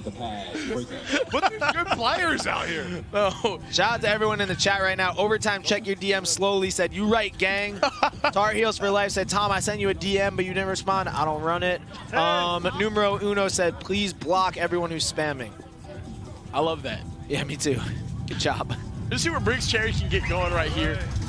I think him and Grant Smith are very similar quarterbacks. We didn't see Grant Smith on that. Are you just saying that because they're tall white kids? Oh, no. I mean, That and they both wear number 11, yes. High forward. First one in, last one out type guys. Real gym rats. Football, stop commenting pig. This is ridiculous. Sneaky athletic. Sneaky athletic. Type of guy you want to let date your daughter. You know what I mean? Oh, Briggs really, yesterday he was wearing a sleeve. Today letting all the tats hang loose. Real student of the game. No, Briggs has some swagger to him, though, man. Going to Louisville. Ooh, good throw. Oh, my goodness. What a throw. And an even better catch there from Ja'Kai Anderson. Okay, Briggs Cherry. Standing in the pocket right there. Look at the tight window on this throw. The timing, right as the receiver breaks open. Yeah. Perfect accuracy. If that ball is anywhere else, it's incomplete. Coastline's going to blow him out because they make no sense. I could definitely see that. Guys, while we flip right now and RG3 Takeover takes the ball, I just want to say happy birthday tomorrow to Adam Brenneman, AB in the booth with us right now. It will be his birthday tomorrow. Big 4-0, baby. 22. AB, our guy here who knows everything about tight ends, wide receivers, all things high school. I'm still thinking Keyshawn Henderson guessed that I was 35. You're not 35. That hurt me a lot. That hurt me. Give Unc a little I'm bit. turning 30. Chat, how old do I look right now? Everybody comment happy birthday in the chat. AB, is there anything that you want? Hey, chat, guess his age. We haven't said it yet. How old? I'm not ready to see How this. old do you think this guy is, man? Oh, I wonder what Ryder Lions think. Hey, Tom, for my birthday, I just want to see a great final few weeks of OT7. That's what I want. And a great championship. Pick him up. Shout out our own Ethan Dieter hating in the comments saying Kieran's the biggest glazer I know. That's crazy, bro. I'm going to see you in the trailer in 3 seconds, man. Oh, man. Kieran, when's your birthday? September 3rd. Oh, I hate that day. Wow. Someone in the the day chat, before Beyonce. Someone in the chat said AB's about 70. 52. Sawyer Wow. Gunter says 52. 52. Slayton said happy birthday, Unc. Ooh. Stephanie Kelly, first one to get it right. Oh, nice What a catch. Jalen Pyle. Wow. Look, hey, for how up and down RG3 Takeover has been, they have probably the most exciting receiving core outside of that Raw Miami SFE duo. They have guys that go vertical time and time again. Cruz Herrera, Jalen Pyle, Chris Stewart. They are unbelievably fast, and they get downfield in a hurry. Yeah, Jalen Pyle's really great in the slot. When you get him one-on-one with a nickel or a safety, just outruns him like he did right there. The Michigan commit, one of the very best in the country. Yep, shout out Fogues in the comments saying 97 years old. Overtime Fogues, Penn State alum, go Penn State. Fogues is killing me, man. A lot of people say Adam Brenneman's future is to be the next Fogues. That would be an honor. That'd be an honor. And guys, you're seeing a lot of great camera angles, great camera shots today. I want to give a big shout out to the crew, but especially our Sky Cam, which you're seeing right now. The rumor is that camera is worth $10 million. Wow, I'm only at OT7. Yeah, we're at Dallas College. $10 million camera. Right here for the taking. Somebody come up and get it. There definitely aren't. There aren't many. Check it out there. We got a camera shot of a camera. Someone ruin it. Someone go throw the football at it. Break. Hit it right now. I hope you wouldn't. You wouldn't. And there are guys. Shout out to the squad running it. They're really great guys. I love them actually. The Sky Cam squad. Unbelievable production here at OT7. Briggs Cherry. What a dime! Oh my goodness! Did you see that throw? What, oh my God! That might be the craziest throw I've seen happen at OT7. That was a 5-yard throw. That was, I mean, it was right where it needed to be, perfectly into the hands of his. Like he couldn't have walked into him any better. We got a flag on the play. Look at this throw! Oh my God! Like, dude, he spun that thing. What a throw from Briggs Cherry! Almost a fumble at the end there. Dude, that was crazy. Oh my God. Chad, have y'all ever seen a better throw? Ever? Ever? That's really good. I don't think so. That's a really good throw. I'm going full brain rot right now, guys. Yeah, this is great. It's my favorite game ever right now. Right here, we got a battle of the hats. The Troll taking on Spider-Man. Oh, I love the Troll. That's Durant Guilford in there. Balls away. Perfect throw in between traffic to Ja'Kai Anderson, who's becoming a favorite red zone target here of Briggs Cherry, AB. Yeah, Anderson just runs a little hook route. Watch number 6 right here. He's just going to come right inside here, stop right in front of the defense. Watch him get off the line of scrimmage, just find the open hole, Nice work by the receiver. That's called being quarterback friendly, Kieran. Find that hole for him. What does RG3 call that? HBO. Help a brother out. How about that? And then what a throw by Briggs Cherry. I mean, that was a tough throw to make right there, Kieran. That was beautiful. I mean, insane throw right there. That might have been the best 2 throws I've ever seen at OT7. Jalen Pyle picking it up. I'm looking for a shootout here, guys. I need to see more points. And guys, later on today, we are taking a break after this game, but we will be back. Trillion has 3 games. If they win all 3 of them, they will secure the gold division. Will be the 2nd division winner here today in week 3 of OT7. Do you think they can get it done? Which squad? Trillion. Can they get it done? Can they go 3-0 tonight? I still believe, Kieran. I still believe in Trillion. Ooh, overtime Tess almost got drilled by a football there. Holy cow. Wow. Yeah. I almost got taken out. Yeah, Tess, I had your back. I would have beat up that football. Thanks, Tom. Yeah, I got you. I got you. Off the foot. Trillion boys, 5-0 last week. Yeah. Looking like they could challenge Low Pro. Yesterday, some of the worst football I've seen from a Josh Steuben team, going 0-2, including getting embarrassed by the Coastline Stars on NFL Network, and I think they will fully bounce back today. Speaking of overtime, Tess, who did not get her life taken from her just now, she's with the Strictly guys. Yeah, I don't know if you just saw that I almost got taken out by a loose football. That's okay. We wanted to check in on the standings as of right now. RG3 Takeover, Coastline. Are you thinking that any of these teams are going to crack the top 12?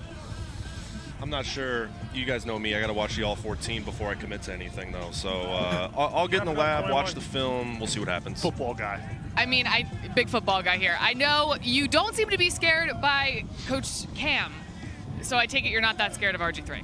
No, not at all. Not at all. But he's had his posse come up to me a lot this weekend, and you know, they're trying to be buddies. Honestly, I feel like people should try and be my buddy more than them just yelling at me about their ranking. But I don't know. People have their different strategies, I guess. I mean, it worked for Cam Newton.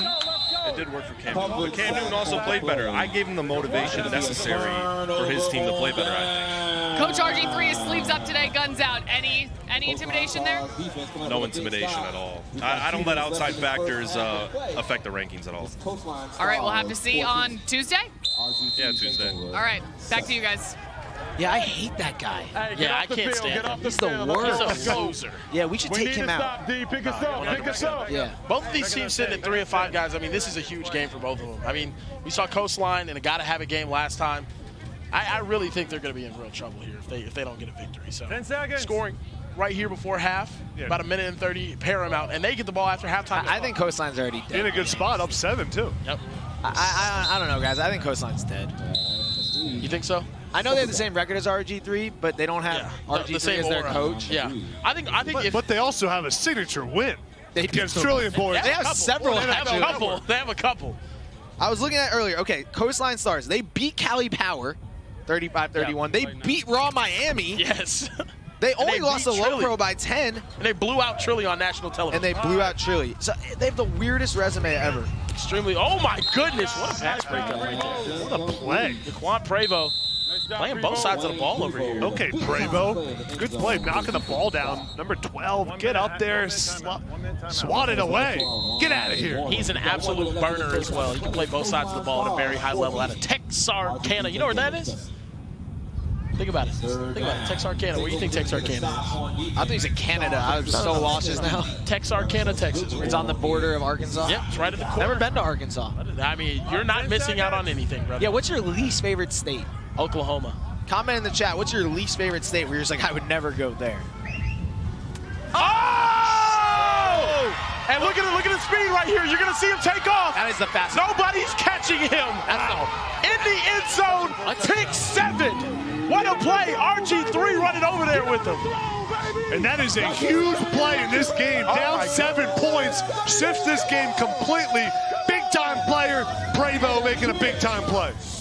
I mean, what a play from Prevost. Elevating and then taking off, having to outrun all these guys all the way back to the other side. Huge play right before the half too, AB. And now if you're a Coastline, you have to respond here, Briggs Cherry. Try to go score before the half because you do get the ball after halftime as well. Yeah, you talk about how do quarterbacks respond after making a huge mistake. You get the ball back now after that pick 7. 46 seconds left. Can you manage the clock right here? He's so fast. Incompletions are okay. Yeah, he was cruising there. Quinn Prevo has 2 interceptions in return, both for touchdowns. One earlier at pick 10, that one at pick 7. And now I would stay as far away from him as possible if I'm Briggs Cherry. Yep, now that pick 10, I believe, was on NFL Network last night against C1N, and they're a garbage team.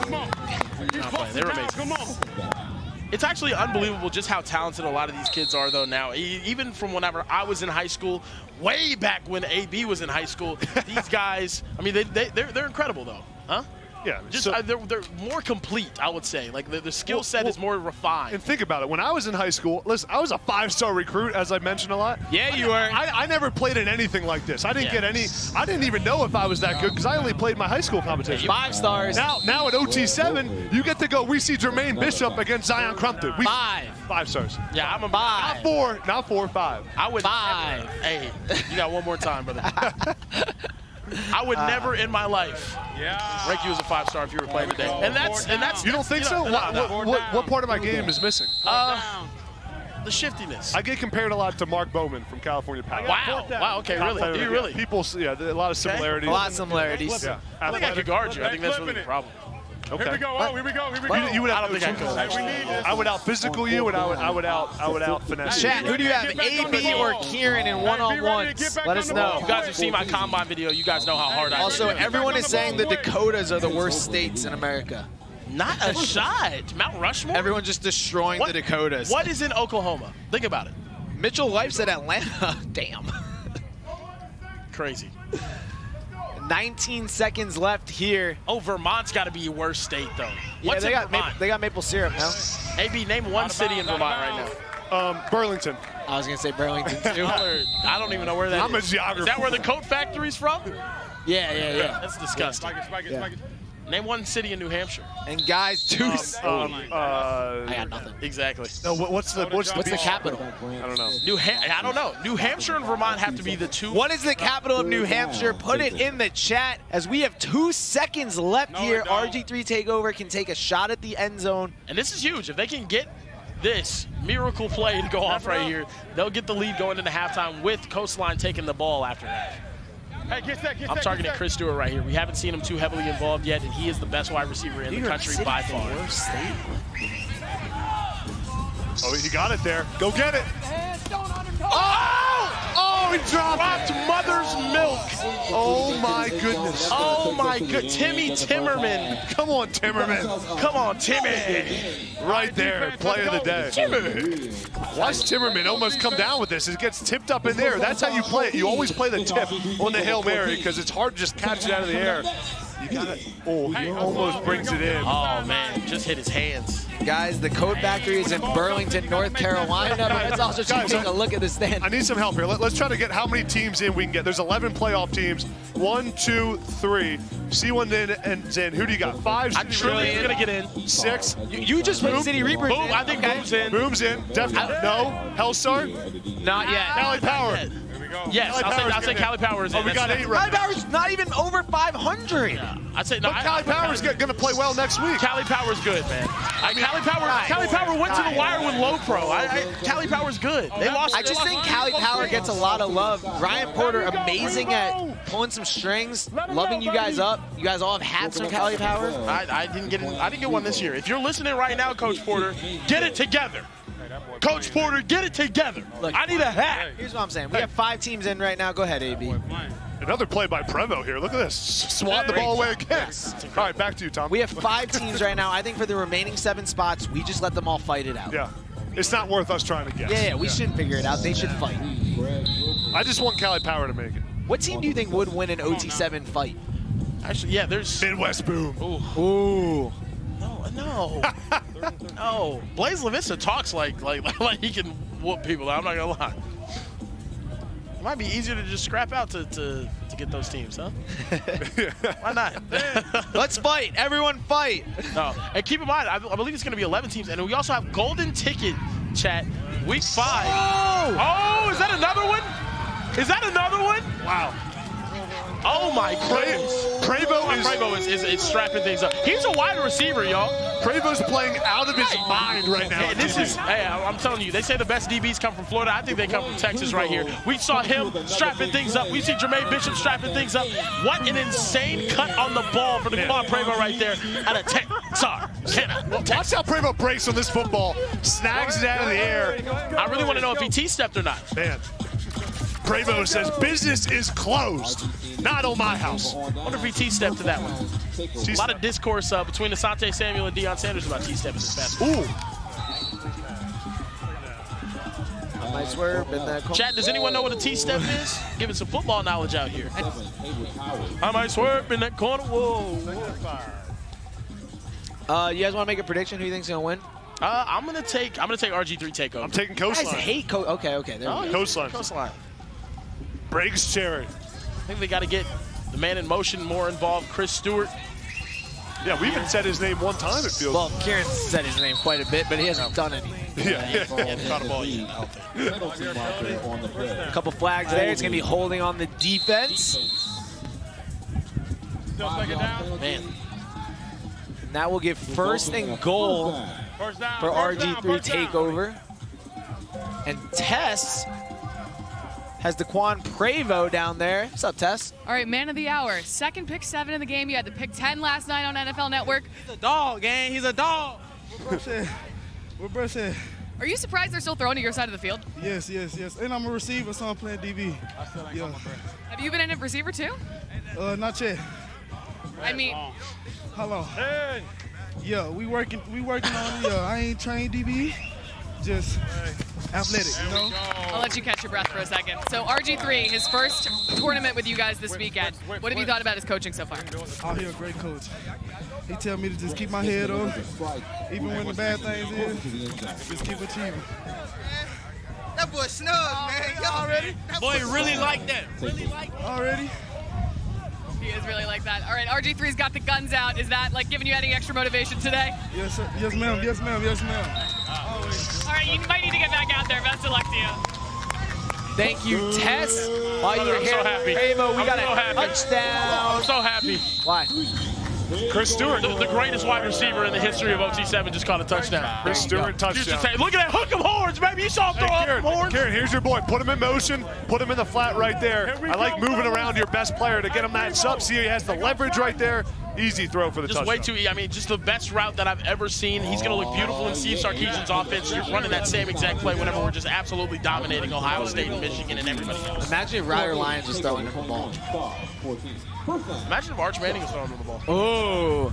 Would Arch Manning have been the best OT7 player of all time?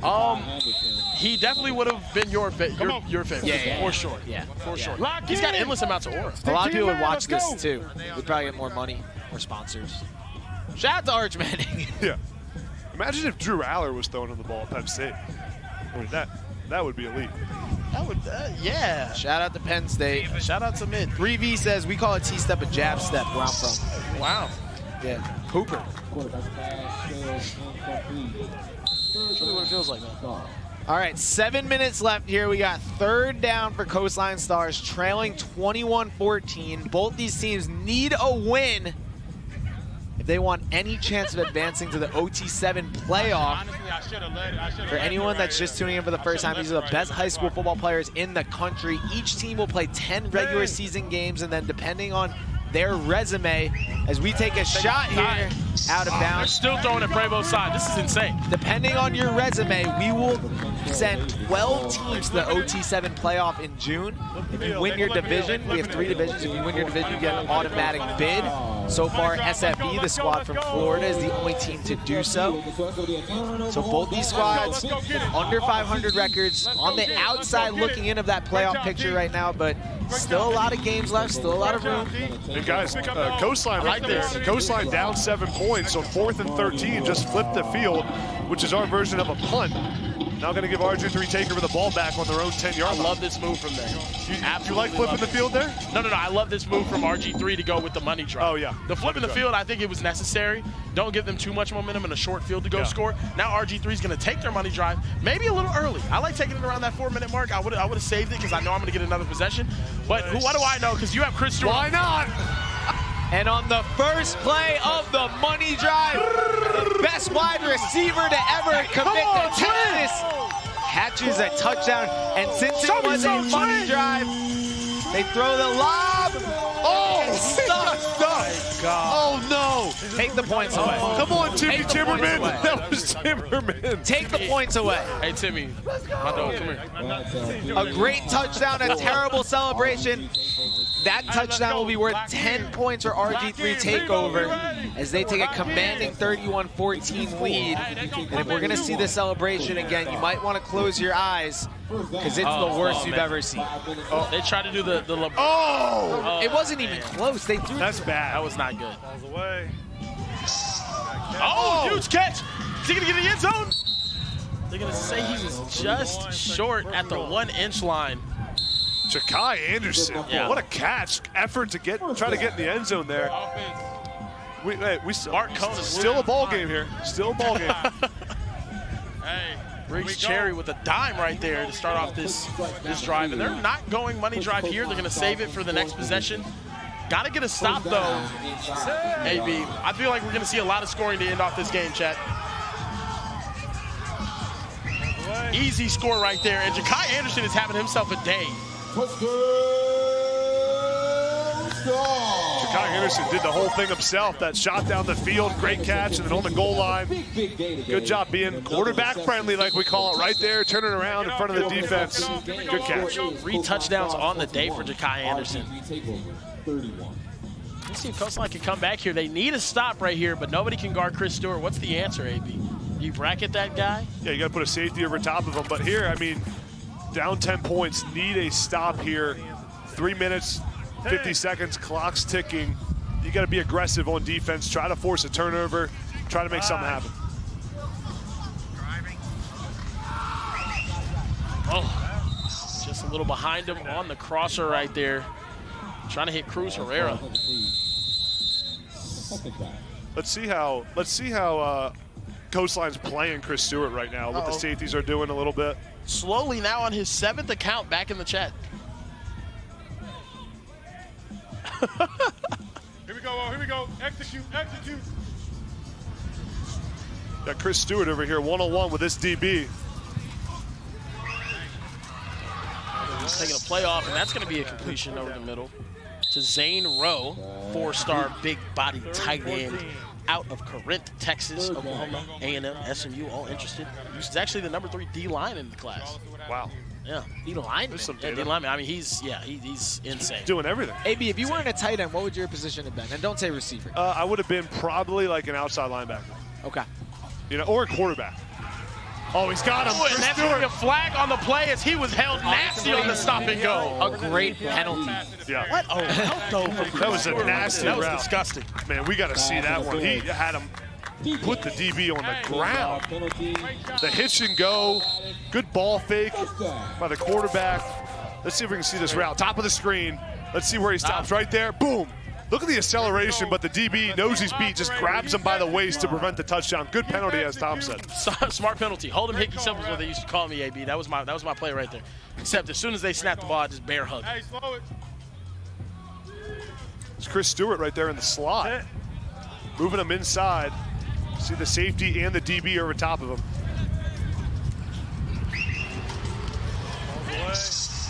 Back in the end zone, touchdown! Cruz Herrera, oh my goodness, Tom. An RG3 takeover. They are making a strong case right now to potentially be in the OT7 playoff. Commanding lead over Coastline Stars, trying to get that 4th win. Guys, watch this safety right here. This is Chris Stewart's going to pull this safety out of here, and then Cruz Herrera's coming in underneath. This is what happens when you have a great player like Chris Stewart. Takes the safety out. See the safety follow him, and then Cruz Herrera's right there in the back of the end zone. Beautiful. Great job using your top receiver to manipulate the defense. I mean, he's so good. He has so much aura. He just attracts all the DBs, and it just leaves a wide open touchdown. Crumpton with the catch right here, and they got to move fast. There's going to be a running clock after we reach the 1-minute warning, no matter what. Because they are up 17 points, when a team is up 17 points here at OT7, there's always going to be a running clock. Coastline is using their money drive right now. If they're able to score, that will be 10 points, and then they'll have the opportunity to go for an onside play. Gotta get out of bounds Gotta here. score fast. It Gotta doesn't move. matter. It doesn't matter. I mean, guys, you'd rather have a completion than a 2-yard completion. Yeah, you got to move. You got to take shots to the end zone here because that clock is not stopping unless you score a touchdown. Then you have to go for that onside play. Kieran, the amount of times calling games together, we say, you got to move, you got to move. Exactly. I mean, the clock management is just so critical. Taking a shot to the back of the end zone. Crumpton, there's going to be flags all over that, but you got to get reset here quickly. I know it's a flag. I believe the clock might stop because of the flag. Pass interference. First down. Defense. Here we go, lock in. As soon as they get set, this clock is going to be running again with a 17-point advantage. That helped buy them some time right here, AB. Coastline Stars can make this a 1-touchdown game with this money touchdown. Coastline, crazy statistic I just heard in my ear. Insane statistic. Coastline has not completed a money drive at all this season. Feels impossible. They have played 8 games already of OT7 football and have not successfully converted. Not a single one. Briggs Cherry back in the end zone. That's incomplete, and they got to get set again. They have to get set again. The clock is still running. They have to get set. Here we go. This is my main thing. You have to score a touchdown at least with some time remaining. I think we need to make it 18. We do need to make it 18. Got to snap the ball here. It still is a 2-possession game right here. Money drive, 2nd and goal. Briggs Cherry. Back in the end zone, Zion Crumpton, that's going to be out of the back of the end zone. That's gonna be and that's going to be the end of the game. They have to get set again. Man. The clock stopped for some reason. Clock should be running. The clock should be running. Maybe we just made it 18 right there. The clock is running. There it is. It's running again. That's going to do it for this game, I believe. RG3 Takeover. Get it done. Is RG3 back? Are they back? RG3 is back. The first win that RG3 has ever had in person. After dropping 3 straight, they bounce back and take down. And they just, I mean, oh my God, RG3 just jumped and almost killed somebody in that pit. Goodness gracious. Some athleticism there by RG3. Oh yeah, he used to be an athlete or something. Was he good? One of the best athletes we have ever seen, guys. So 4.3, 8.40. Crazy. RG3 Takeover gets their 4th win of the season as they try to climb back and hit this OT7 playoff. A great win and a great job. Who's the best player in that game? Chris Stewart. There you have it, guys. We will be back in a couple hours with more OT7 football. AB, Tess, Kieran, I'm Overtime Tom. Peace.